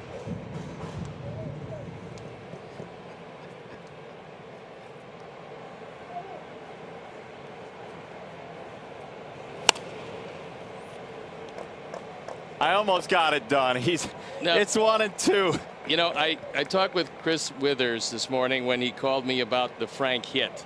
And I said the only problem with Frank evaluating Luis Robert was that when he walks up, odds are he's going to hit the first pitch and the evaluation is going to end there. Unfortunately, that's what happened. Oh, goodness. Hey, 1-2, and that's going to be a base hit. So enough of that. Base hit to center for Polanco. I've learned in my time doing television that producers love nothing more than having their name recognized on the air about phone calls from earlier during the day. Well, that's actually good. That's a good thing. Any pub is good pub. You took me seriously. I was joking. Oh, no. The smile, you see the smile on my face. This is serious stuff here. Nelson Cruz. It was so early. It was like 10:30. I mean, crack of dawn. Woke you up from your nap? That was my second Count nap. Dracula? That was my second nap.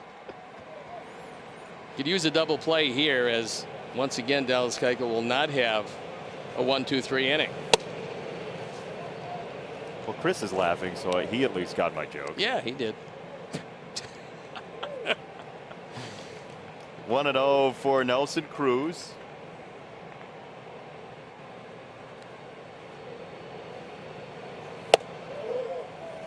Yasmani working hard back there for Dallas Keuchel. And you remember back to Sox Fest, Dallas was asked about, in part, why he came to the White Sox, and he mentioned first Yasmani Grandal, and that being a signal that the Sox were trying to go for it, and that he felt like they could work well together.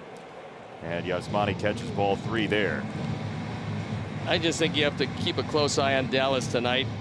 I know he's got a shutout going, but the stuff is not near as good as it's been, and you know Cruz has the 3-0 green light. There it is to right field, and a hit. That pushes Polanco to third. Runners at first and third for Minnesota, and Marwin Gonzalez, Keuchel's former teammate, coming up. 2 times Cruz has taken the opposite field route. 2 times he's gotten base hits. Trouble again. Runners at the corners, only 1 out. So if you're trying to get a ground ball here, how you pitching Marwin Gonzalez? You really like to cut it in on his hands. He usually is a better hitter middle in, but there's a spot inside where he can't get his hands out, and he will ground to the left side.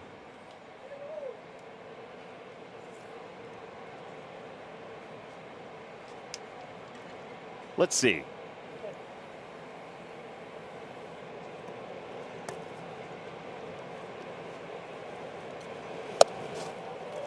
Missed well away to both Cruz and Gonzalez. 1-0. Rosario is not a great idea to try to get a double play ground ball on. Gonzalez is a better bet. Well, Rosario has hit the ball very hard twice. Ricky looking on. Sure, consulting with Don Cooper about how long they want to see Dallas go. He's just a little bit off. That's pretty good. That bodes well for this scenario, certainly. Remember, Gonzalez had the 3-0 green light last time. Just missed a double down the line. That would have been costly.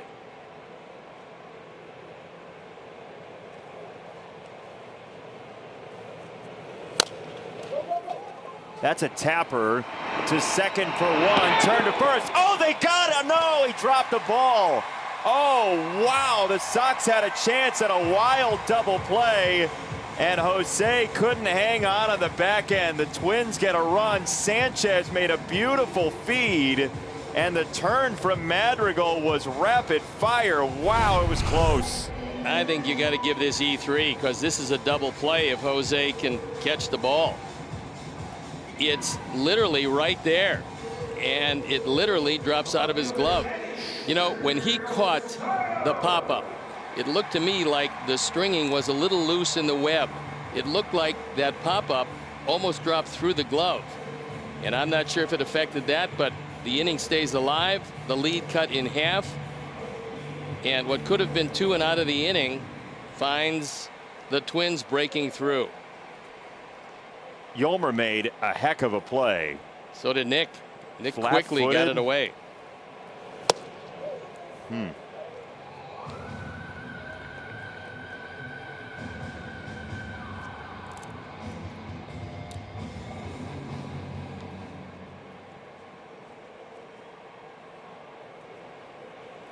1-0 on Rosario. He got under it and popped it foul. 1-1.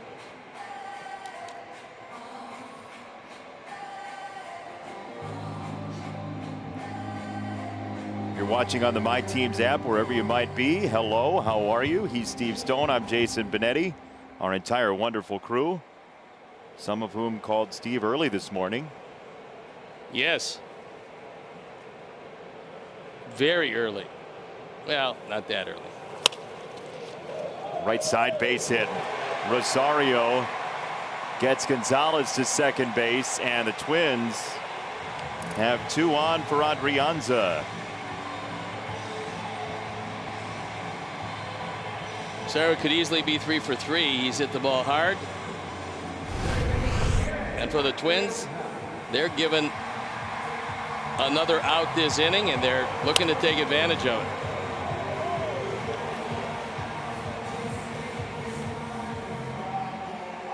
That officially went simply 5-4 on the fielder's choice, but I agree with you. You could easily charge E3. Yeah, I mean, you know, they say you can't assume a double play. However, when the ball's in the middle of your glove and it looks like the ball beats the runner, you can make a case for it. Doesn't matter one way or the other. It's still 1 run. That is true. Adrianza, the batter, and he takes a ball low. Sox got 2 in the first. Twins have their lone run this inning.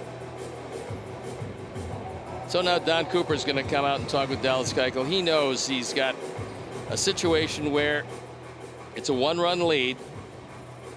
Runners at first and second. You have a pitcher who has struggled. And what happens with major league pitchers is I think a lot of them are able to go to the well, the good ones anyway, 3 times. By go to the well, I mean they're in trouble, they reach back, they're grinding, they get out of the inning. Well, Dallas led off with a single in the second inning. He got out of that inning with 3 straight. In the third inning, a couple of singles. He got out of the inning with a force. In the fourth inning, he had 2 on. He got out of the inning with a strikeout. And this inning, he's given up 3 hits. So this is really the 4th time where he's had to bear down. Normally, that's a lot to ask for any pitcher. That's why right now he is vulnerable. It's like Dylan Cease that Sunday at Wrigley. To center, Robert on the run makes a catch. For round number 3, Twins get 1. Sox keep the lead. To the 6th we go, and a tight one.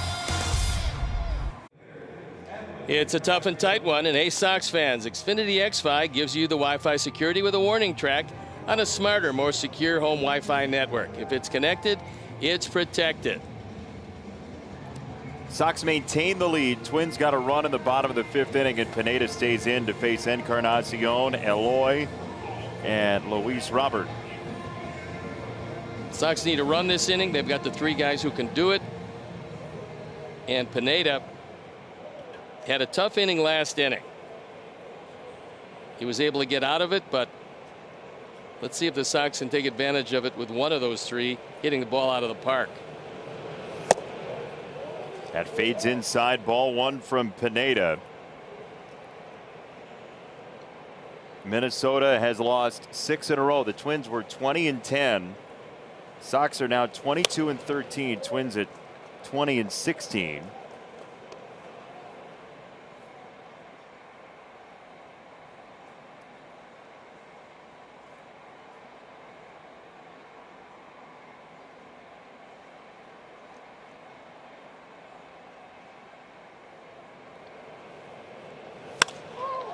There's a drive way, way, way back there in left center field, and Buxton went up and got it. My, oh my, Buxton brings it in and lost it on the exchange for out number one. Edwin twice has thought he's gotten one. That one stayed in the park because of Buxton. Well, you get the three guys up to hit one out of the park. This one actually is out of the park. Buxton times this perfectly. He goes up, he just brings it back from the floral arrangement. And it should be a 2-run lead. It's not because of that, man. What a play. Doesn't get too much better than that. Takes a home run away from Edwin. Pineda says thank you. One gone. Here's Eloy Jimenez to take a slider for strike one.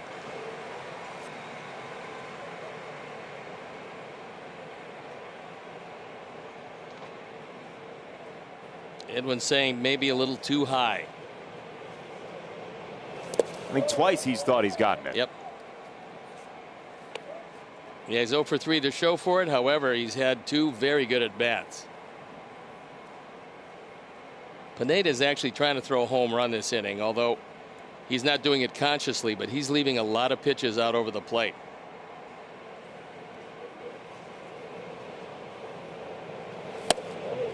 Outside, 2 balls and a strike. Les Diaz is one of the better umpires around. I mean, he is really sharp tonight on the corners. Second time we've seen him in recent times, and he's been very good both times.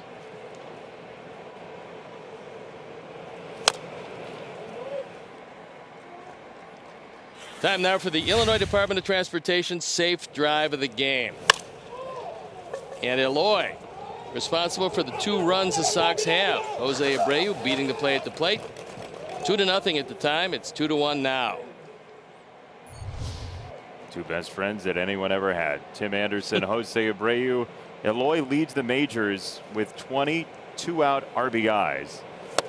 And that is going to be out number 2 here. A good slider from Pineda, 2 down. That's the best slider he's thrown tonight. As he buries this one, looks like a fastball till the last instant.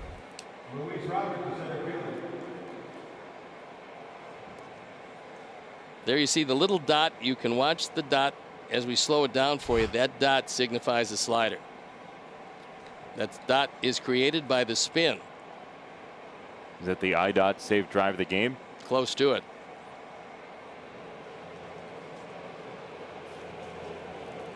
Two out for Robert. Slider's still good.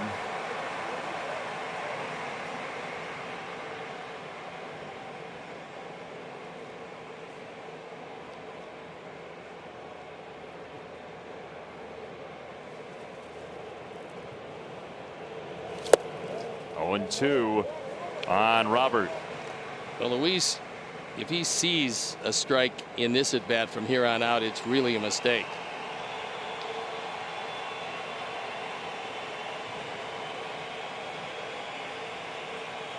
Pineda pitches like somebody's got him in a full Nelson all night long. A grimace inhabiting his face. After Steve's book of poetry, Robert a chopper back to the mound, and Robert is out. Byron Buxton kept it a 2-1 score into the brush.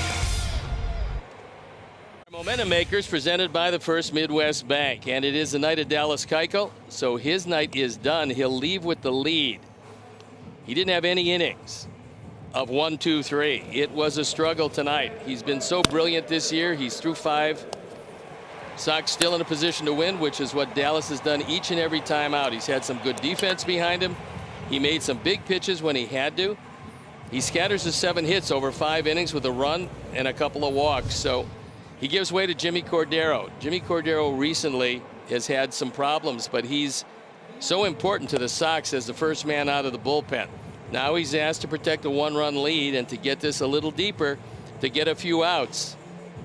They need 12 of them to win this game without Minnesota scoring any runs.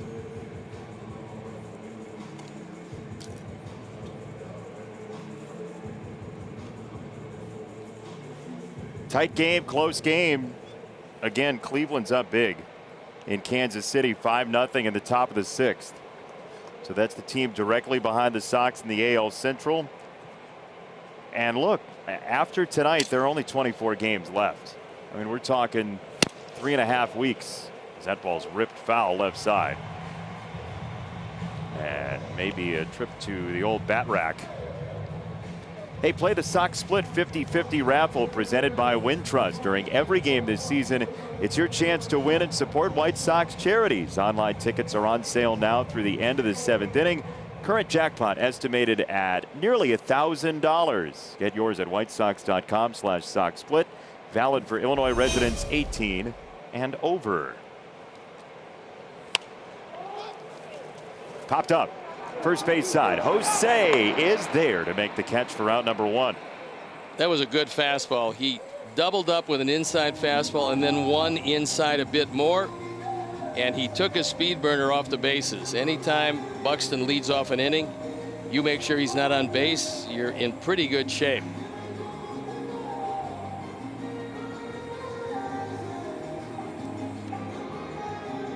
So 1 down, and Ildemaro Vargas' spot will be occupied by Jake Cave. So they're going to have to shuffle the deck in terms of infield, outfield. They have Cave coming in to bat in the 8th spot. Marwin Gonzalez obviously is a guy that they can move to the infield. You can shift Adrianza to second base and then Gonzalez to third. That would seem pretty plausible, wouldn't you think? I would think so. Cave had a big hit last night. Put the Twins on top. Dallas Keuchel, the 1 run he gave up was unearned because there was an error charged to Jose on the drop throw. It was originally a fielder's choice. They altered it to be an error. And there's ball number 1 to Cave. Dallas Keuchel's ERA now 2.42 after that performance tonight. And as you said, he was fighting it and he still didn't give up an earned run. No, look, he's a terrific pitcher. He battled tonight. Some nights are much tougher than others. This one for him was very tough.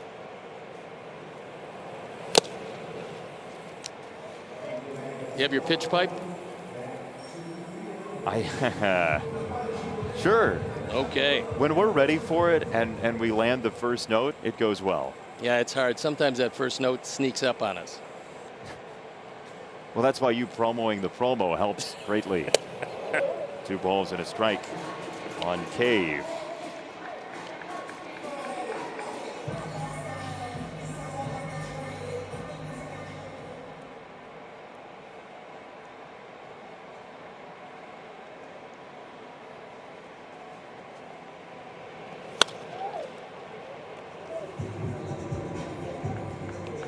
Beards are in. All around the league. Beards are in.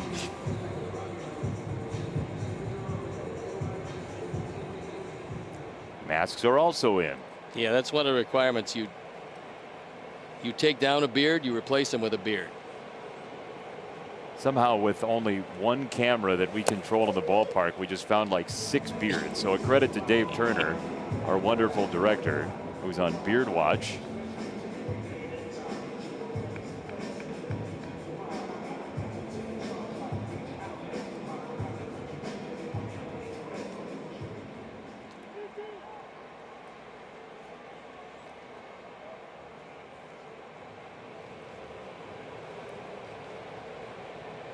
Three and two.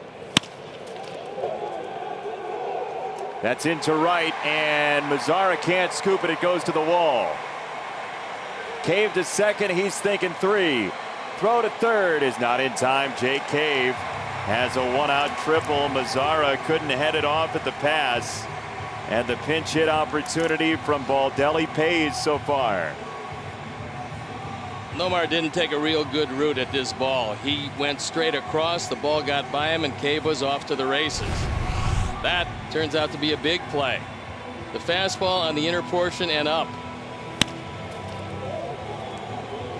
See Nomar go straight across instead of rounding off.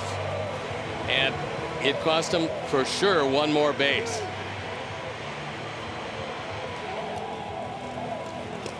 Cave was running on empty on the way into third, but he got the job done. And look, now you got a productive out to tie the game as a possibility in the Jeffers spot, but they're not going to go with Jeffers. It's going to be Luis Arraez grabbing a bat for the catcher, and so Rocco Baldelli, sensing a high leverage spot, spills out his bench here in the 6th inning.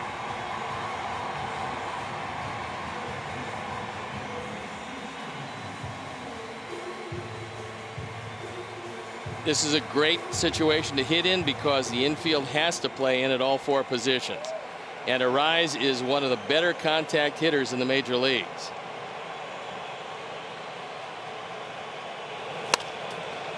Right side, fair ball. Twins tie the game. Arraez to second, pinch hit double. Tim has to rescue it. And Arraez pumping up his own bench. We're tied at 2.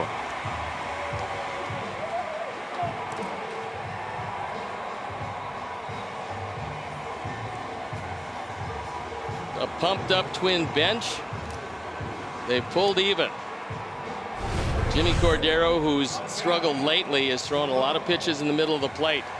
Arraez takes it right down the line. You don't figure he's going to be a dead pull hitter, but that's exactly what he was. He's as likely as anybody in this lineup to go oppo, and he yanked it right down the line. So now the Twins have tied the game in the bottom of the 6th. Couple of pinch hit spots for Baldelli, and now Miguel Sano, who's a great fastball hitter, goes after this one and chops it to short. Yolmer's tag is there. Arraez is very much out at third, and Tim, aware of the play, got it to Yolmer Sanchez and cuts down the lead runner.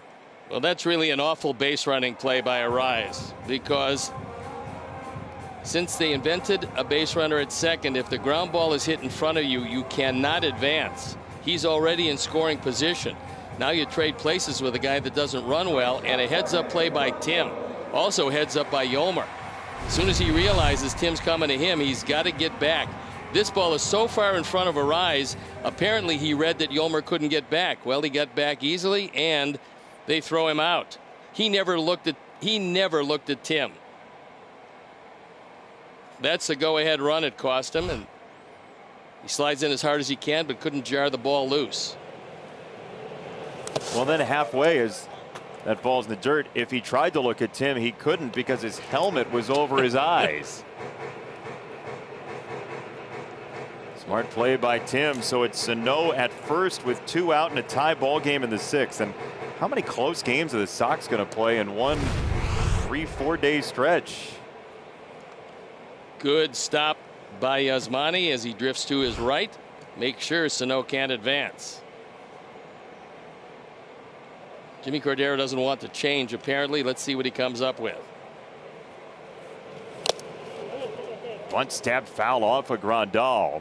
Yeah, catchers really hate bad bunters. I mean, they hate them because on a bad bunter, and usually pitchers are like that. That's why they don't like to see pitchers bunting, because if you don't get the bunt down, guess what? It's going to hit you in the knee most likely, and that's exactly what happens. Catchers don't like bad bunters. Umpires, especially in Little League, don't like bad catchers. No, they don't. And parents don't like bad umpires. Center field, Roberts skates over, and Luis makes the catch. Twins get a run. We are deadlocked at 2 after 6 in the middle game. So we're tied at 2 going into the 7th inning. And the good news is all of this. Sox 7th inning or later have the 3rd most runs in baseball, have the 5th most home runs, and have the best weighted on base in the final 3 innings plus extras. Well, hopefully it bodes well for this one that's going to start off lefty on lefty, because Pineda's night is done. And a left-hander coming in the game, which is really good because the Sox do hit left-handers. Caleb Thielbar on for the 9th time, a fine ERA of 1.86. He's looking over his matchup card, and it says Mazara got a big hit against a lefty last night. I think that was right at the bottom of the page. 13 strikeouts Only 3 walks.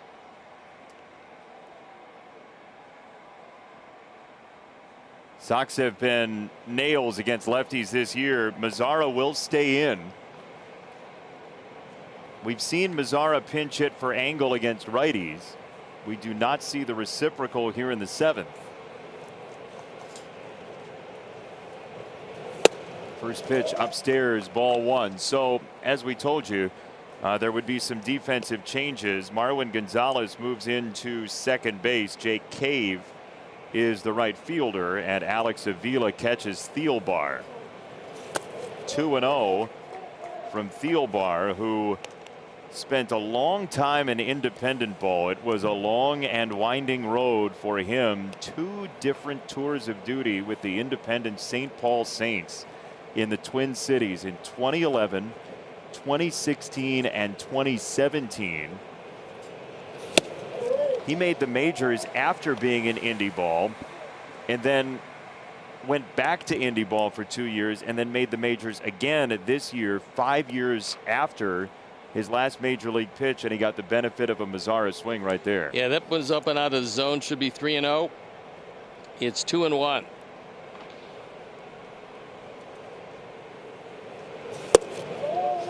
It's a ball low, 3-1. I'm actually surprised Ricky Renteria, who usually plays splits pretty evenly, didn't go with Engel here. We've not seen this situation pop up yet, but he sticks with Mazara, who did have the big hit against the left-hander last night. Maybe we'll see it if he gets on with the speed.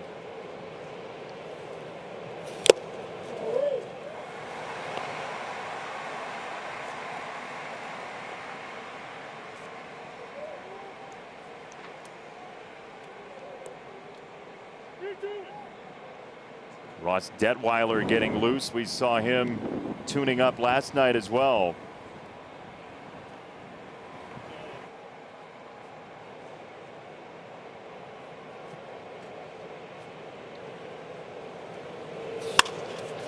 Right side base hit. Mazara has squared up lefties 2 straight nights, and it's a leadoff single for the Sox right fielder. So now 5 for 15 against lefties. That is the go-ahead run.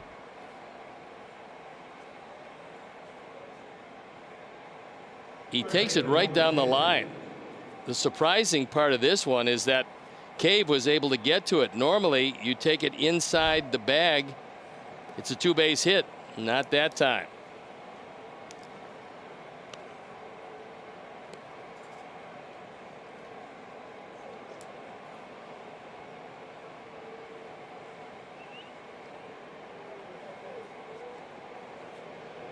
Yolmer Sanchez switches around to go from the right-hand side.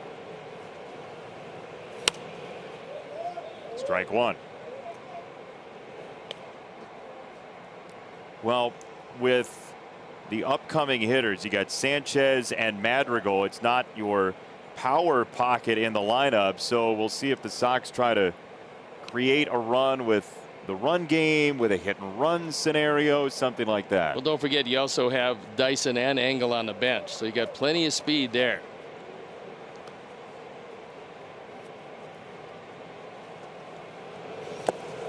Breaking ball, 1-1 from Thielbar to Sanchez.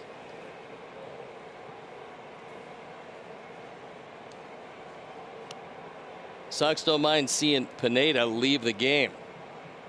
He was pretty good. Had a tough first inning, and after that, they put a little pressure on him a couple of times, but for a first start, this was a good one. Good pitch that ran late into the strike zone, 1-2.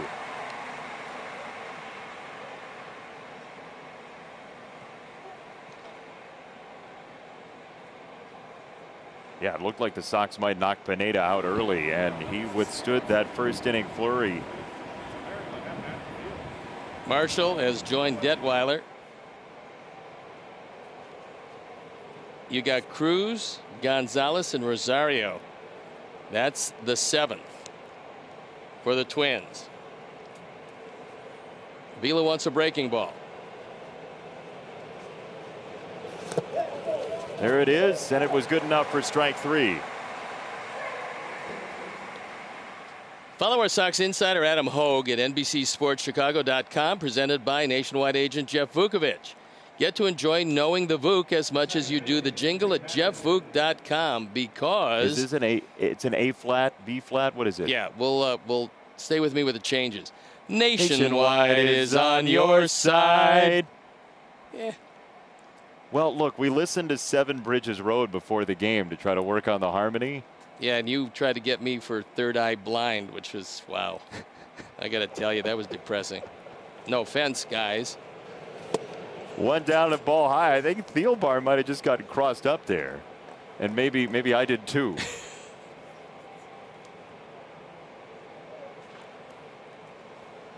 Good at bat here by Nick. Sets the stage for Tim.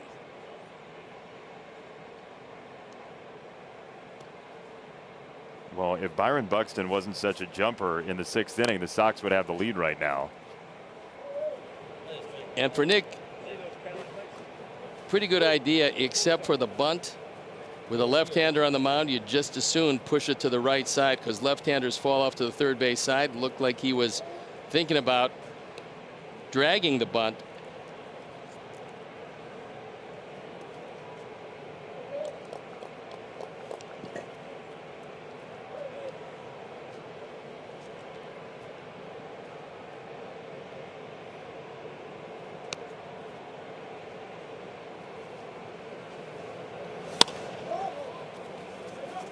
First base side.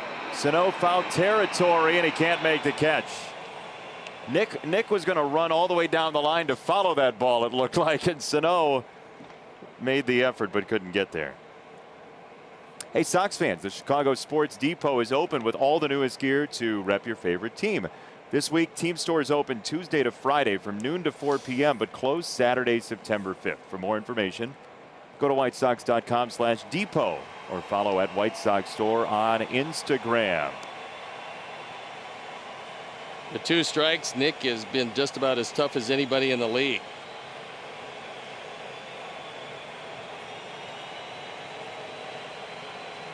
One, two. It's a slider.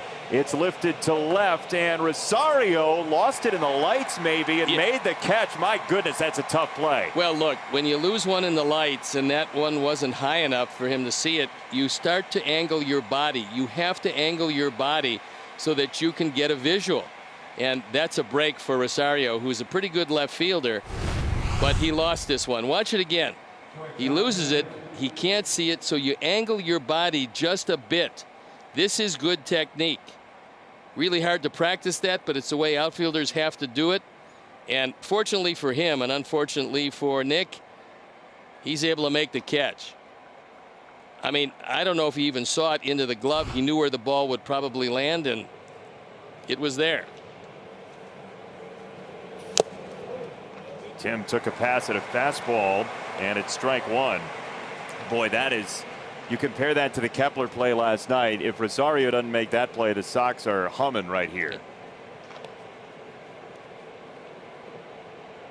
Well, that's a bad feeling when you just can't see the ball. You know the area it's coming in, and he made a really good play. High breaking ball. Tim down the right field line to the corner, and it springs out of the glove of Jake Cave. Boy, that would have been spectacular. I mean, he had the ball, but as he came out of the stands, he threw it out of the glove. That's not going to be a catch. He never had it possessed. By the way, the fake crowd got duped on it. Yeah. They were uproariously happy. Well, you know, they hit the button, and unfortunately, it was premature exuberance. Oh, Flips you know it what? out. I mean, he did have his feet on the ground, but he never completed the catch. Watch when the ball comes out, though. I think you could actually make an argument that he finished the catch. If you're Minnesota, well, no, it's tough. He never had control, and we're going to play on. Well, if you're a Twins fan, you're saying he had a foot on the ground, Yeah. and the ball was in the glove. Right. No, I mean, if you're a Twins fan, you're absolutely irate. You're not they're at the Minnesota game. nice, you're not though. at the game, but you're irate. That would have been a spectacular play. They're saying we had it in the bag.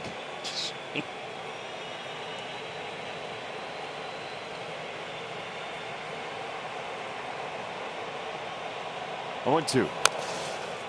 Tapper foul. Let's take one more look at it. And Jake Cave.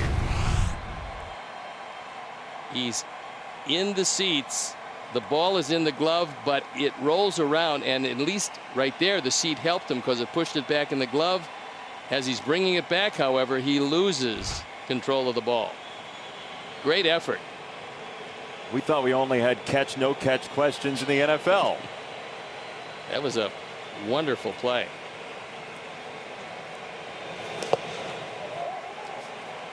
And now to second base. The throw on Mazara is not in time, so suddenly you got a runner at second and 2 out. And it looks like Tim's seeing that curveball out of the hand pretty well right now. Well, he didn't go after the last one that dipped low, and fortunately Nomar and the ball arrived at the same place at the same time. He gets a good jump on this. Not a great throw, off balance throw by Avila. He does a great job of blocking it, however.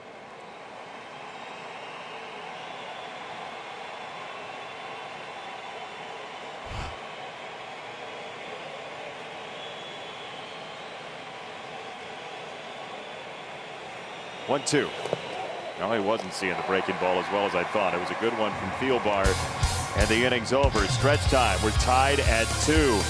Tense in Minnesota. This game is brought to you by Marquette Bank. For 75 years, Marquette Bank has improved the lives of neighbors, families, and business owners. They're a modern neighborhood bank with online banking, mobile banking, and digital home financing. You get 40,000 plus free ATMs nationwide, and they're the only bank with fun rewards. Rediscover neighborhood banking at emarquettebank.com/75. And Jimmy Cordero still in the ball game, and hopefully now he's going to be able to subdue one of the better hitters around. Well, Detweiler was up. You would imagine he would face Rosario, if not Marwin Gonzalez as well. I think you might want to face, if you had a choice, I mean, if you were choosing how you want to face Marwin, it would probably be as a left-hand hitter, not a right-hand hitter, but we'll see how this plays out. First things first, get by this guy. Well, he was watching Giolito last night. Yeah, I mean, 2 really good sliders. Those are 2 really good pitches to a very dangerous hitter who's gone twice to right field, given up his power to go to right field. That was a challenge pitch. It was up the ladder and fouled away. Marwin Gonzalez, his splits for his career are very interesting. I mean, he's played a lot of games in Major League Baseball, 941 of them.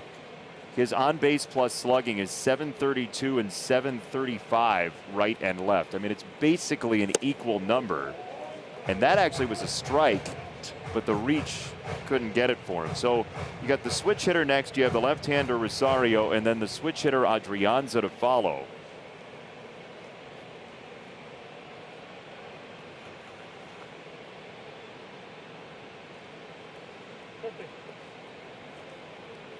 And if you're wondering about Adrianza and his splits, he has been much better against left-handed pitchers for his career.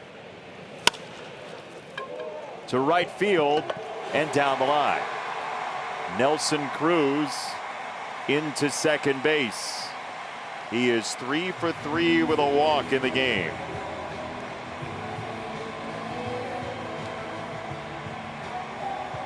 Cordero stays in the game and gives up a 2-base hit, and now the go-ahead runs at second. Watch it again. Slices it down the line. 3 hits for Cruz. 3 times he's gone to right field tonight.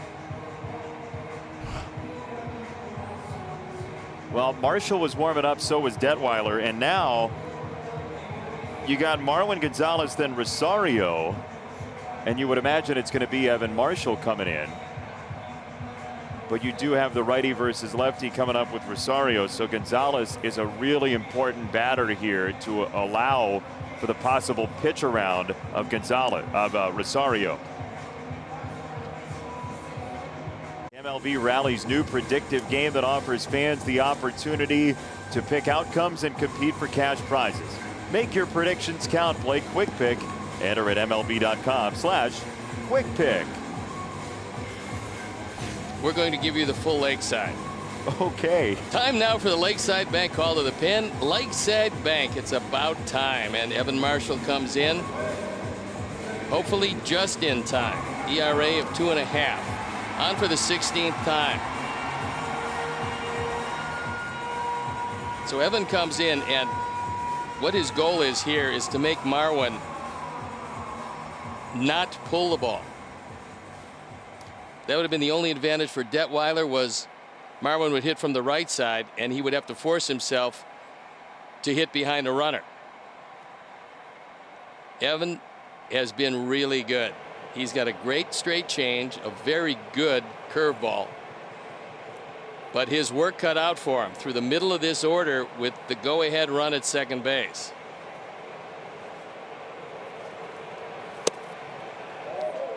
Ooh, that one, wow. that probably was the first one that Laz missed tonight.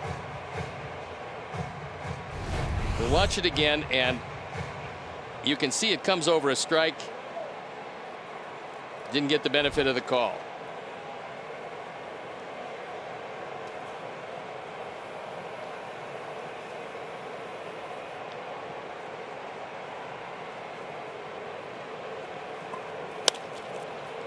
One ball, one strike. So Evan Marshall doesn't get the benefit of the clean inning here, but we have seen him succeed in this spot before. It's a matter of how good is the changeup tonight, with a switch hitter, a lefty, and a switch hitter all going left against him. Well, you'd like something along the lines of a changeup for a pop-up. That's 3 straight appearances for Jimmy Cordero allowing a run.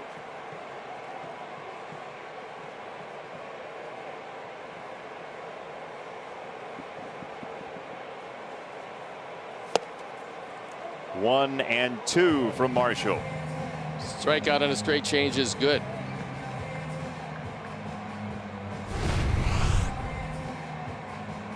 Swing over the top of that change. That was sort of a turbo change there, a Yeah. little extra on I was it. to say 88 miles an hour. That is a hard change.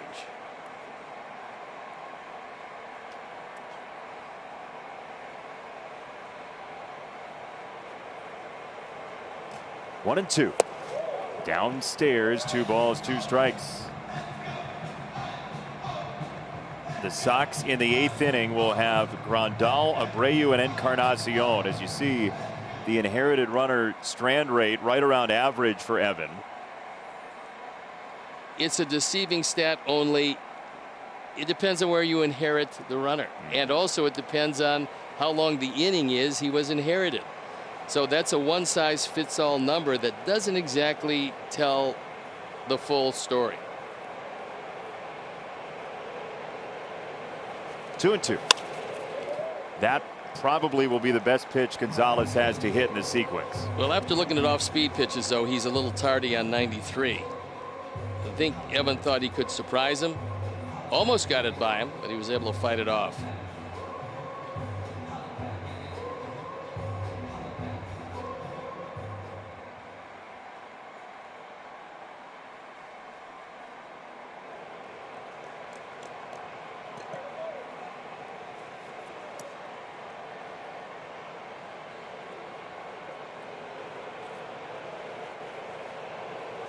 Two. Downstairs, how he laid off, you don't know. 3 and 2. Well, perhaps a game plan here, because that man has swung it very well tonight, is retire Gonzalez, pitch around Rosario, or just put him on, and then you've got Adrianza, who's hitting under 200, and a right-handed Buxton.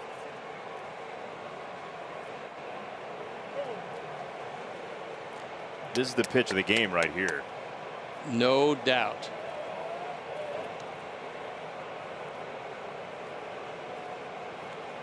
Three and 2 from Evan Marshall. Just inside, and you see the anguish for Evan. Now Rosario can really hurt you. This is a big pitch, and it's just off the inside corner. You want this pitch, but it actually is inside. This turns out to be a very good call, a tough call for Las Diaz, but he makes the right call.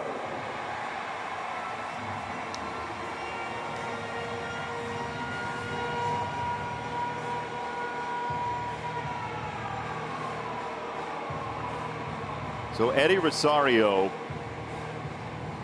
was 2 for 3 tonight. He came into this series seeing just 39% of all pitches this year in the strike zone. He is a very free swinger, and we'll see how the Sox handle him. Breaking ball, strike one, starts him off. Well, this is one of those nights where you think about taking up biting your nails. It's another very intense game, just like last night. These two teams are very evenly matched these days. Climb the ladder on 0-1 and a fly ball to center for Robert. Luis is there, no tag coming. And he holsters the weapon in center field, 1 out. No, if Cruz is running to third base there, they would be an investigation because number 1, shallow fly ball, number 2, no speed, and 3, a cannon for an arm in center field. That last pitch, a well-located fastball, left Rosario with nothing to do but pop it up. Rocco Baldelli's in this situation where it's the 7th inning, and you have to imagine Cruz is going to get another at bat in regulation. And so thinking about pulling him for a pinch hitter as the lead runner doesn't make sense for you. No, and look, Rocco kept him in the ball game last night, similar situation, and the lineup rolled around where he was in the on-deck circle when the game ended. So you don't want to pull him. He is a man that can do you much damage. Now, Adrianza is an interesting customer here because 5 years ago he was at 54% ground ball. He's hitting a lot of ground balls. This year he's down to 37%. So historically he would be a guy that gets you a ground ball, but he has created more lift in his swing this year. And now they're taking a look at Adrianza. Yeah, I think he might have hurt his back. I think he swung awfully hard at that, and sometimes when you do that, you get a twinge. You might have tweaked a muscle. I mean, look, this is not a real powerful hitter, but he airs it out, and you see the full recoil, the off-balance swing. You can hardly swing any harder. And for a guy with no home runs this year, he's feeling the effects. It looks like it could be the right arm shoulder area. Well, if he's got to come out of the game, it has to be Kepler coming in, because they are out of bench players outside of Max Kepler as it stands right now, because they did the 2 pinch hit scenario in the 6th inning with Cave and Arise coming in. Alex Avila had to check in, so they used 3 bench players in 2 at bats in the 6th inning that did get them the tie, but they're down to their final bench man. Well, he hurt his right arm, and they're saying, look, if you're not feeling 100%, we'll take you out of here.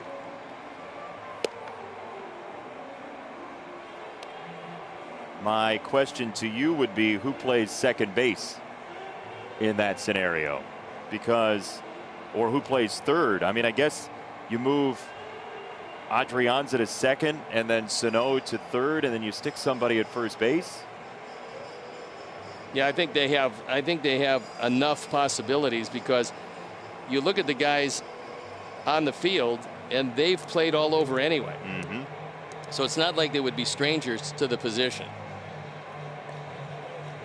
Well, we did see Matt Davidson pitch tonight around Major League Baseball. He came into a game that eventually was a final score of 16-2 for St. Louis in Cincinnati.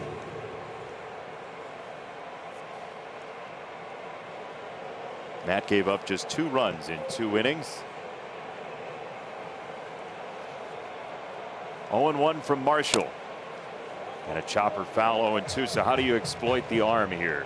Well, you just saw it, because if that right shoulder is giving him any problems at all, it's talking to him right now, because he had to reach out, extend for a straight change. And by the way he went after the last pitch, another one a little bit further out on the off-speed variety probably gets the job done. You'd love the ground ball.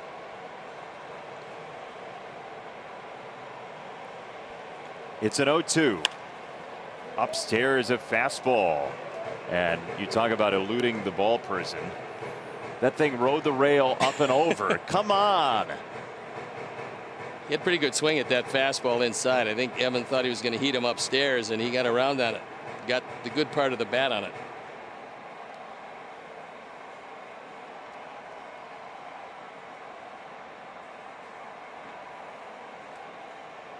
Byron Buxton next. In his first game since August the 19th. Marshall, another flare from Adrianza. If that is a little lower, he doesn't stay alive, and there is Max Kepler. Believe me, he's still feeling a bit of last night, and he wants a redeemer. He wants in this game badly, because if that ball is caught in right field, it's a different story. And it'd been 2 out, nobody on. Last night, the Sox and Twins went into the 9th inning tied at 5. Here tied at 2. And this fly ball goes to center field, and Robert. No tag again from Cruz. 2 out. Marshall will face Buxton. Boy, that was a good battle. Adrianza did the best he could. He battled off some very tough pitches before finally lifting one harmlessly to center field.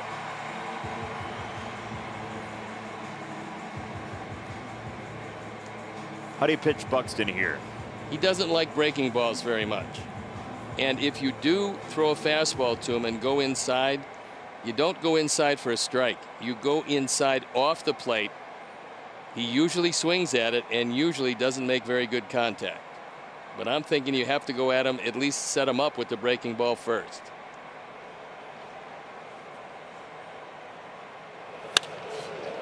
Inside heater fouled away left side. That's when you go inside off the plate. If he gets his hands out at all, that's what he does. There are some guys who can drag their hands through and keep the ball fair down the left field line. There's other guys who see that pitch, they turn the head of the bat over and almost invariably yank it foul. Buxton is one of those guys. Yeah, that looks close, but it never was going fair. Nope. 0-1. Inside again. That one is fair to left field. Nelson Cruz is coming home, and the Twins have taken a 3-2 lead.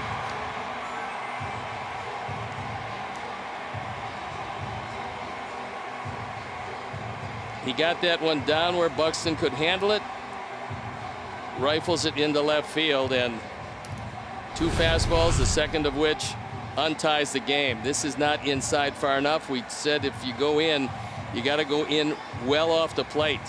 This one wasn't, and Buxton is second hit, his 13th driven in, and he's been a huge factor in this game. A great catch in left center field, and now the go-ahead run. Charge to Cordero.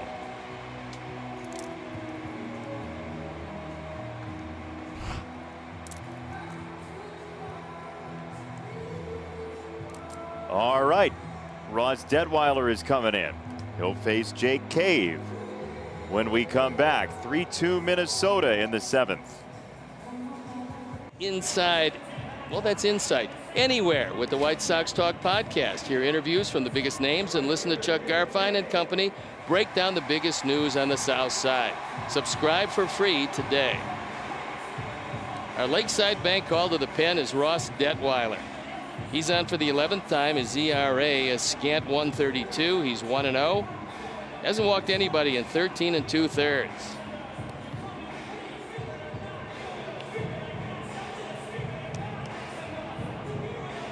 A lot of stuff in this game tonight. Yeah, there has been, and Some of it good, a lot of it not. And Ross now has got to work his way out of another jam. It was Cordero to face Cruz and a double for Nelson Cruz. Then Evan Marshall came in, walked Marwin Gonzalez, got 2 flyouts, and then Buxton beat him on a fastball to make it a 3-2 Minnesota lead. Their first lead of the game on a run in the 5th, a run in the 6th, and a run in the 7th.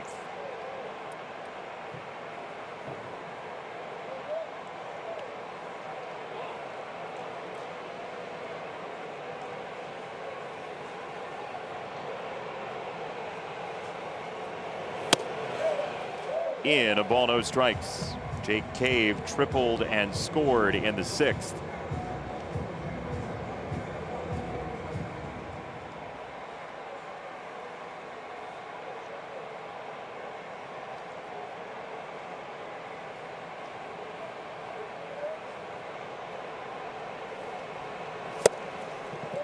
Ball and a strike. Cave aired it out on a ball low and in. We're most likely going to see Sergio Romo as he tries to subdue the heart of this order. Ross wants to make sure that it's a 1-run lead as Slider City gets ready.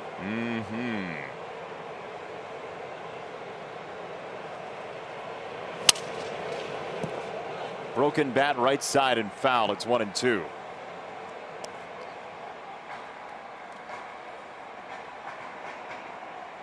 Cave left with just the handle.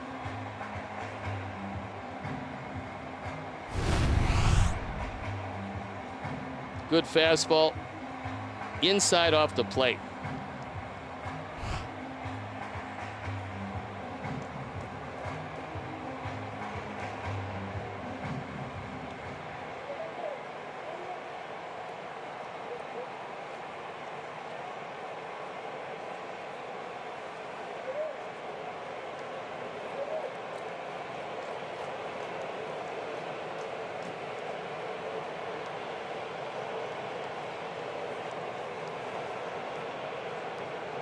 One-two from Detweiler. He struck him out. Cave is angry. Sox are down a run. Time to get you caught up. Presented by the fine folks at Honda City. Eloy Jimenez, first inning, up the alleyway, 2-run double. Things were rosy for the Sox at that point. Jose and Tim, best buds.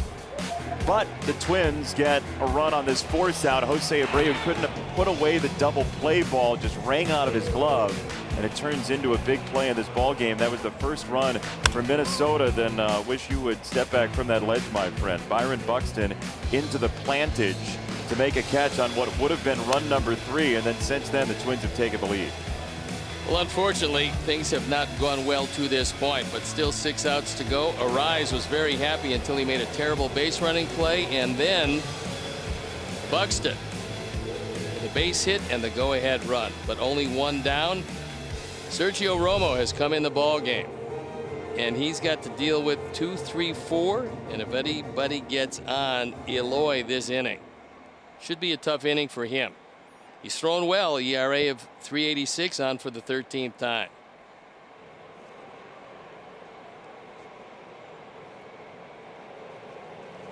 Yasmani Grandal first. Ooh, no. Never a strike. And one of the things we did see the last ball game with Laz is as the game moved into the later innings, the strike zone got a little bigger. That time it was a little bigger.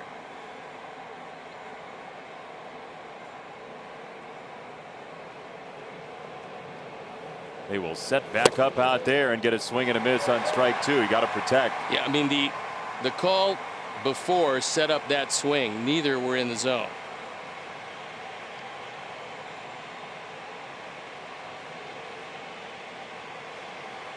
That'll shatter an at bat, and now it's about reconciling that for Grandal and trying to straighten it out. He laid off that one, 1-2. Romo That's smart stuff right there from Sergio Romo. Same spot basically 3 straight times. He's been around a long time because he can throw the ball where he wants to. The defense is absolutely straight up with a little bias toward left center in the outfield. Tipped out of the glove. Still 1-2.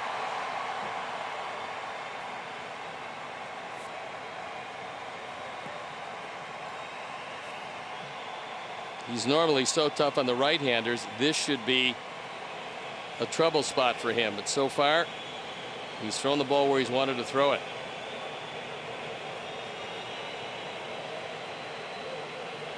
Former World Series champ a couple times over, Sergio Romo.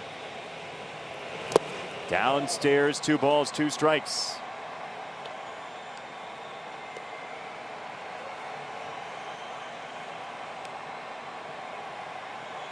Alex Avila in the game. They couldn't hook up on the last sign. We're looking in at him. You'd think he'd be trying to stay away from Grandal. Seems like it. 2-2. Back to Romo.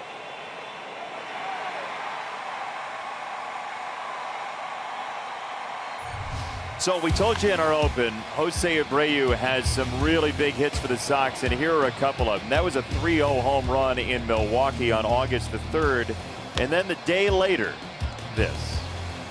This is a game winner. Follows up the long ball with a shorter shot. And then another long ball against the Tigers 15 days after that.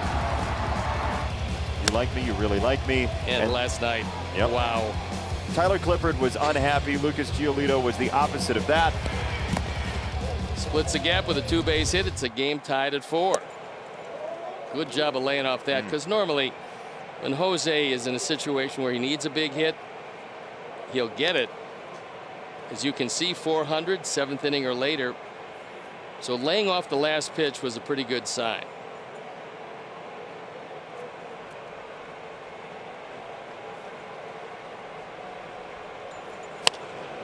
Ooh, boy, Jose had a pretty good pitch to hit, and he fouled it away first base side. Normally, when Romo is right, he's not going to give you a hittable strike until he absolutely has to.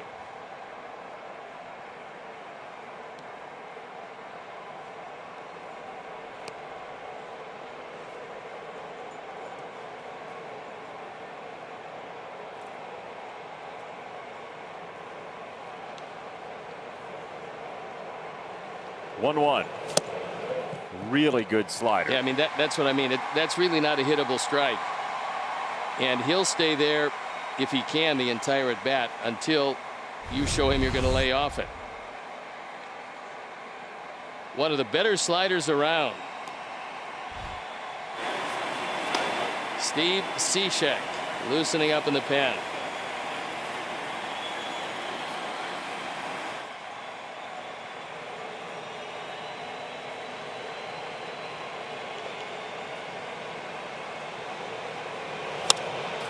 Jose waited back and flares it out to left center field. Buxton for round number 2.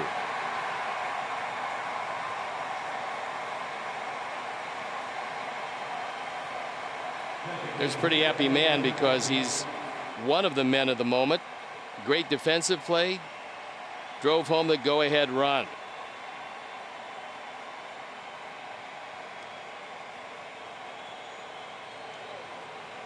Now Edwin has swung it well tonight. He's 0 for 3, but he's just missed a couple of homers. Like to see him find some way to keep it alive for Eloy, who's in the on-deck circle.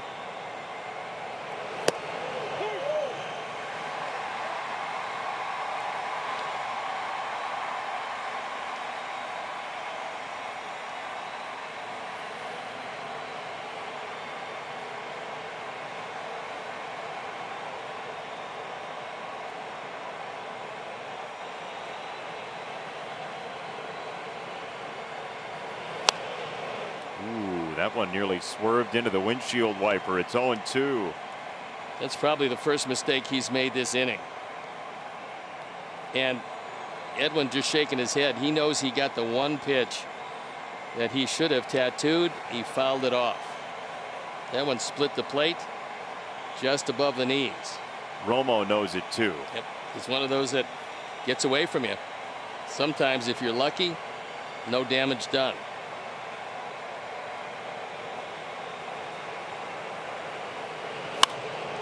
Edwin sprays it foul left side.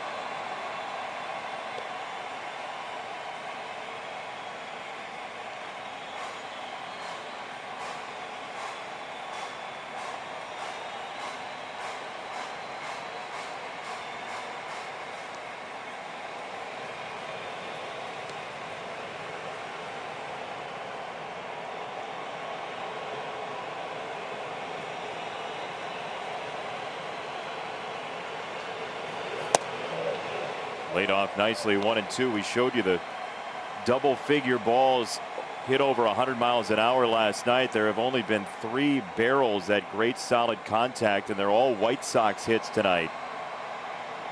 Or White Sox contact, I should say. The Jimenez double and the 2 balls hit by Encarnacion for outs that died in the Minnesota air. Off the plate, 2 and 2. That was borderline. Well, there's 2 pitches that were something, and now Romo hurt himself, I think, and it's got to be that knee again. He comes off limping off the mound, and Laz Diaz immediately goes to the mound. He's hopping around, and there's nobody at first this time for him to throw over to first. Yeah, Sergio Romo has this balky knee that he has to basically kick back into the joint. Watch this motion again.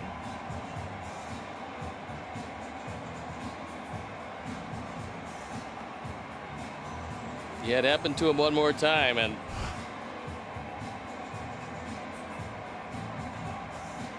apparently he's okay.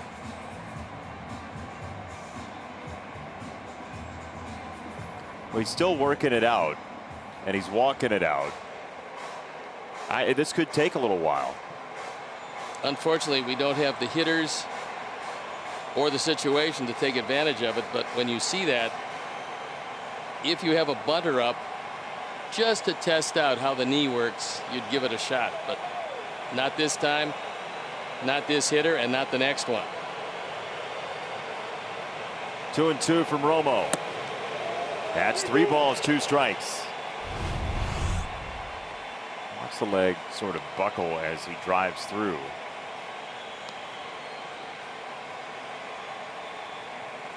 Yeah, on the follow through, it gives on him.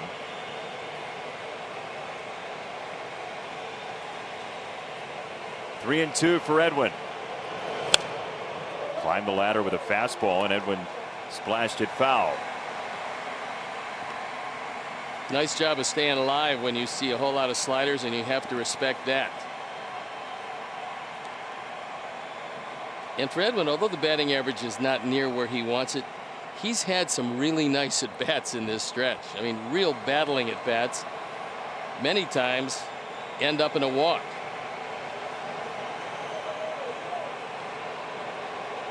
Romo ready. 3 and 2 for Edwin.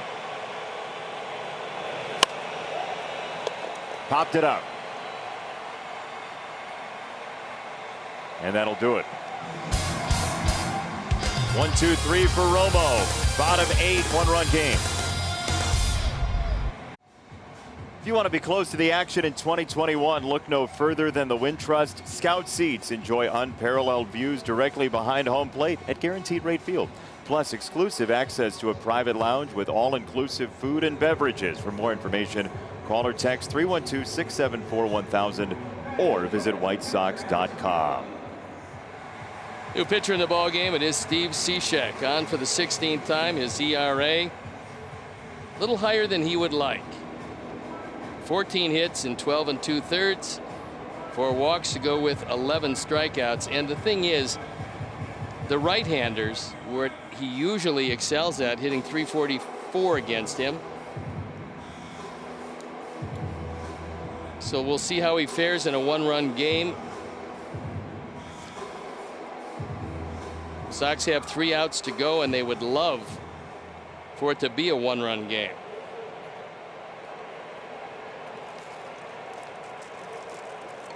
Alex Avila will bat first, and then Sano and Polanco.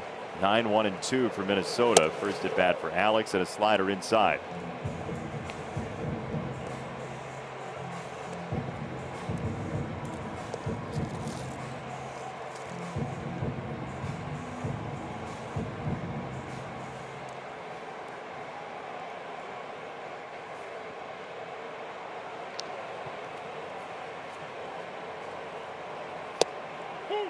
Good slider, 1-1. Alex has been around a long time, been with a lot of teams. Very smart catcher.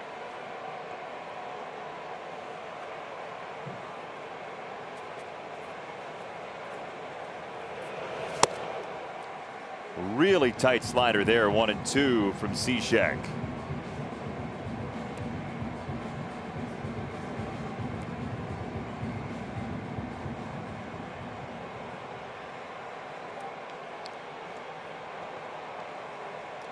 Well, Cleveland's up 10-1 tonight in the 8th inning. I like their chances. You do? Yeah. 2 balls, 2 strikes. You really are scary with your predictions. I mean, there's times when you can go out on the limb.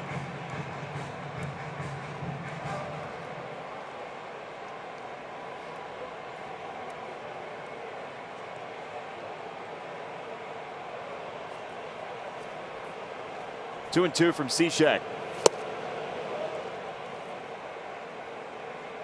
It's 3 balls and 2 strikes, I believe. That's really okay. Or no, it's strike 3. We didn't want to see the pitch anyway. No, but it's strike 3. And bear in mind, guys, this is not our crew handling this game. So if you don't see something that you think you should see, and you have to see it after the fact, that's what happens. Well, every pitcher wants to throw the invisible. And Cishek just did on Alex Avila for strike 3 and 1 gone. So Matt Whistler is warming up in the bullpen. Ooh, that one hopped nicely for strike 1. Yeah, you don't want to leave it inside, though, to Sano, because he literally can hit one into the 3rd deck.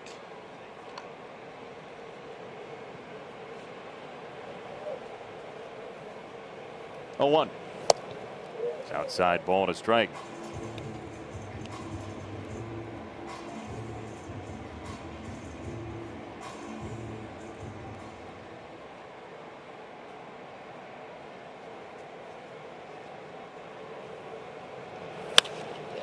Oh boy, that thing is hammered foul. To your point on the earlier slider for strike 1. You leave it inside, he's just going to kill you.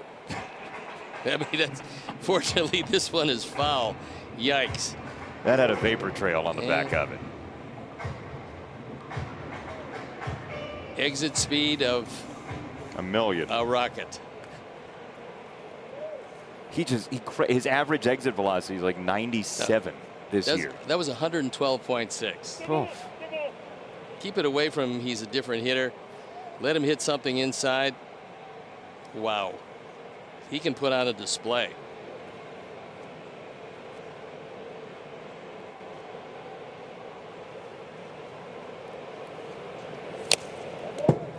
Up with a fastball, which is scary. Look, if you like roller coasters, Miguel Sano at bats are for you. It's a white knuckle experience. Yeah, he really doesn't leave much to the imagination. He doesn't really have the 2-strike approach where, I'm going to fight this off and go to right field. I don't know. Look, he doesn't play for the Sox, and you don't want him to do anything against the Sox. There's strike 3, but I do like the demonstrative at-bats. They're sort of intriguing to watch. Into the studio, Subaru post-game live preview. Chuck, Ozzie, Frank, what you got?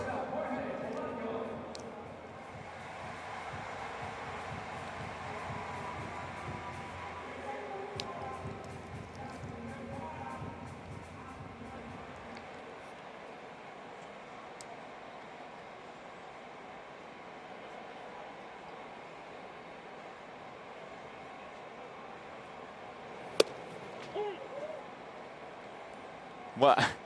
Oh my gosh. I like what did Ozzy find.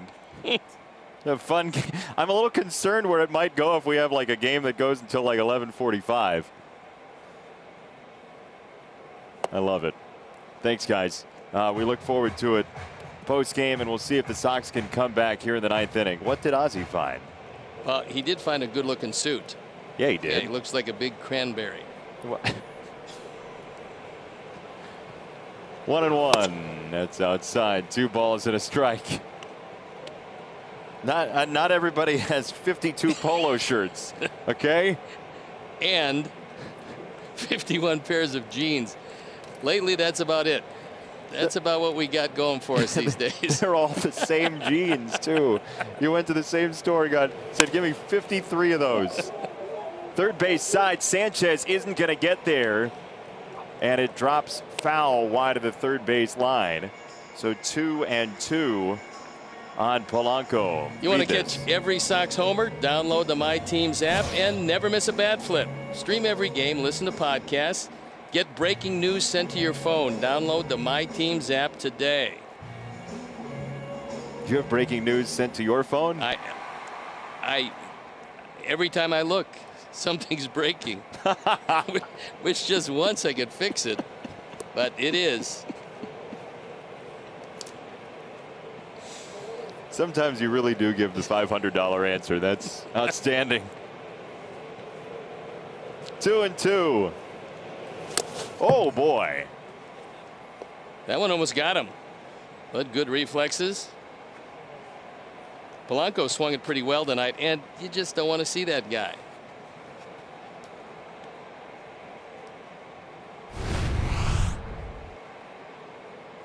This slider almost took a kneecap, but he gets out of the way. That's like one of those paintings where the eyes follow you no matter where you go in the room. I would know. Fouled away. Still 3-2 on Polanco.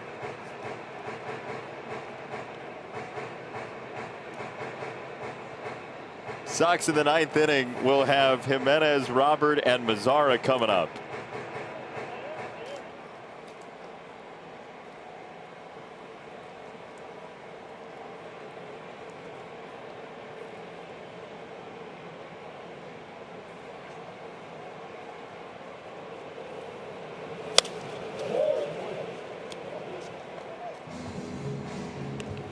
It's a tough matchup for Steve. Polanco. Yeah, this becomes really a critical matchup because you want Cruz to stay right in the on-deck circle, and then you would love to see him leading off the bottom of the 9th. To do that, you got to hold him right here, and the Sox have to score.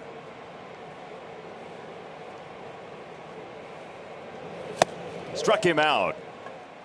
Cishek strikes out the side. We'll go to the 9th in a 1-run game.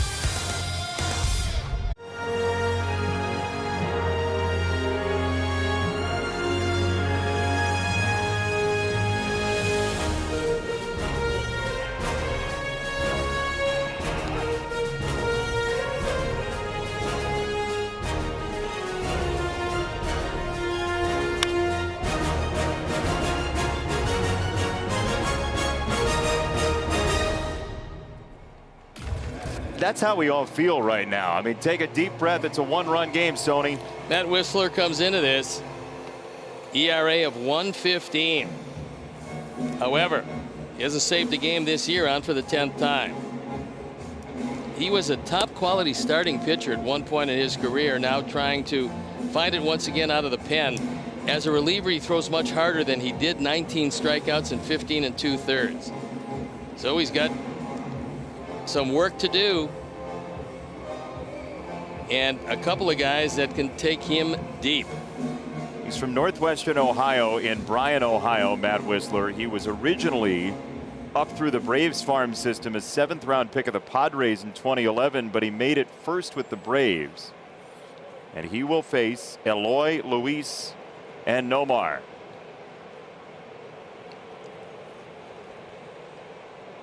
%80 sliders this year.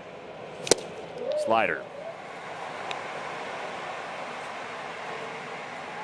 He was 70% sliders last year, and you thought, well, he'll probably straighten out the mix. Now he throws more sliders. Well, if he can keep it right where the last one was, he's going to be in good shape. Ooh, that one caught the fat part of the plate, but still dropped.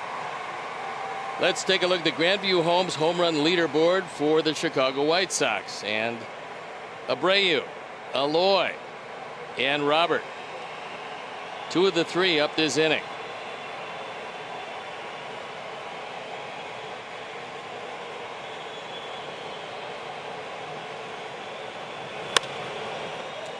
Banked inside, backed up a little bit on him. Still 0-2. Okay, so the last 2 sliders he hung. The first one was very good.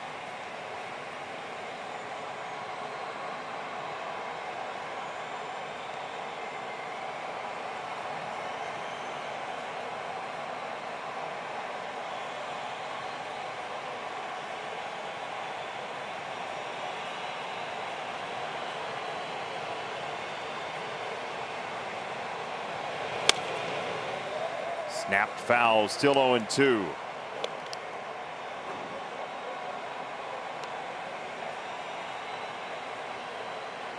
Normally, if you know you're going to see a slider, you'll react to the pitch inside, but you're thinking right center field or straightaway center. And we know that's where Eloy's power is.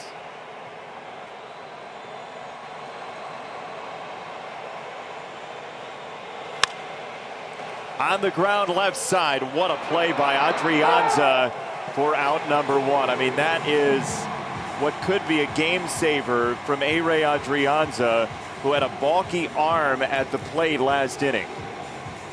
Well, look, it's a great play on both ends. Adrianza makes a great stop, takes a double away, and then throws it in the dirt, and Sano on the other end picks it clean. This is another hanging slider. I mean, that's a tough pick because that's neither a short hop or a long hop. It's kind of in between. Adrianza can't get enough in the throw. He gets very fortunate. That one doesn't wind up in the dugout or the stands. You know what I will say, there were some questions about Major League Baseball with empty stadiums and what the energy would be like for the players. As Luis Robert swings through strike 1, we've seen so many guys so amped for this game tonight and throughout the season. It's been fun to watch. The pressure is still coursing through them even without you all at the ballpark, and can't wait for the day when that's no longer the case. 0-2 on Robert. He doesn't leave much to the imagination. He's going to throw a whole lot of sliders at you. And Eloy says, hey, look, he made a great play and took a double away. That could turn out to be the game saver.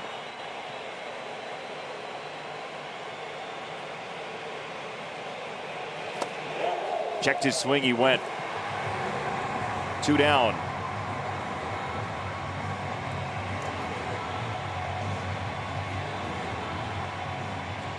Two out, Mazara.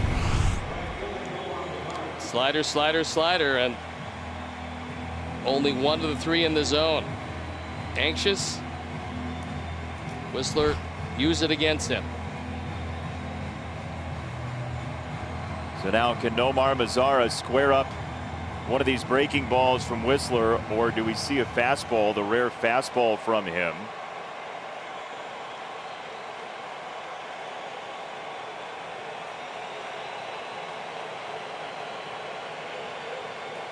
(3-2) Minnesota. High slider, ball 1. Now look, Yolmer Sanchez had 10 triples a couple years ago to lead the league, but Mazara is the more power-thirsty batter, so you would imagine the Twins wouldn't give him anything middle if they could avoid it. Well, they won't be facing Yolmer, I don't think. No.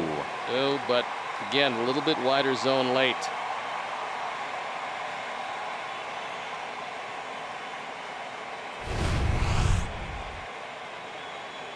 See that ball really, it's really off the plate quite a bit, and it's down, and Avila did the best he could to bring it back, and he bought the call. 1-1. Up and out, 2 balls and a strike. Sox have James McCann on the bench, Gerard Dyson on the bench, Danny Mendick, Adam Engel on the bench.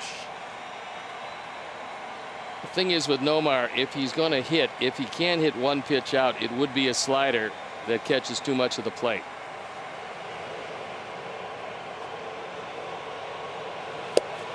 Up, 3 balls and a strike.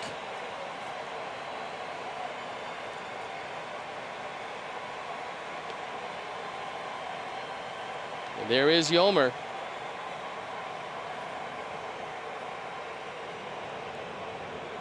Dyson an option to run or grab a bat. 3-1 to Mazara, who took a slider. 3-2.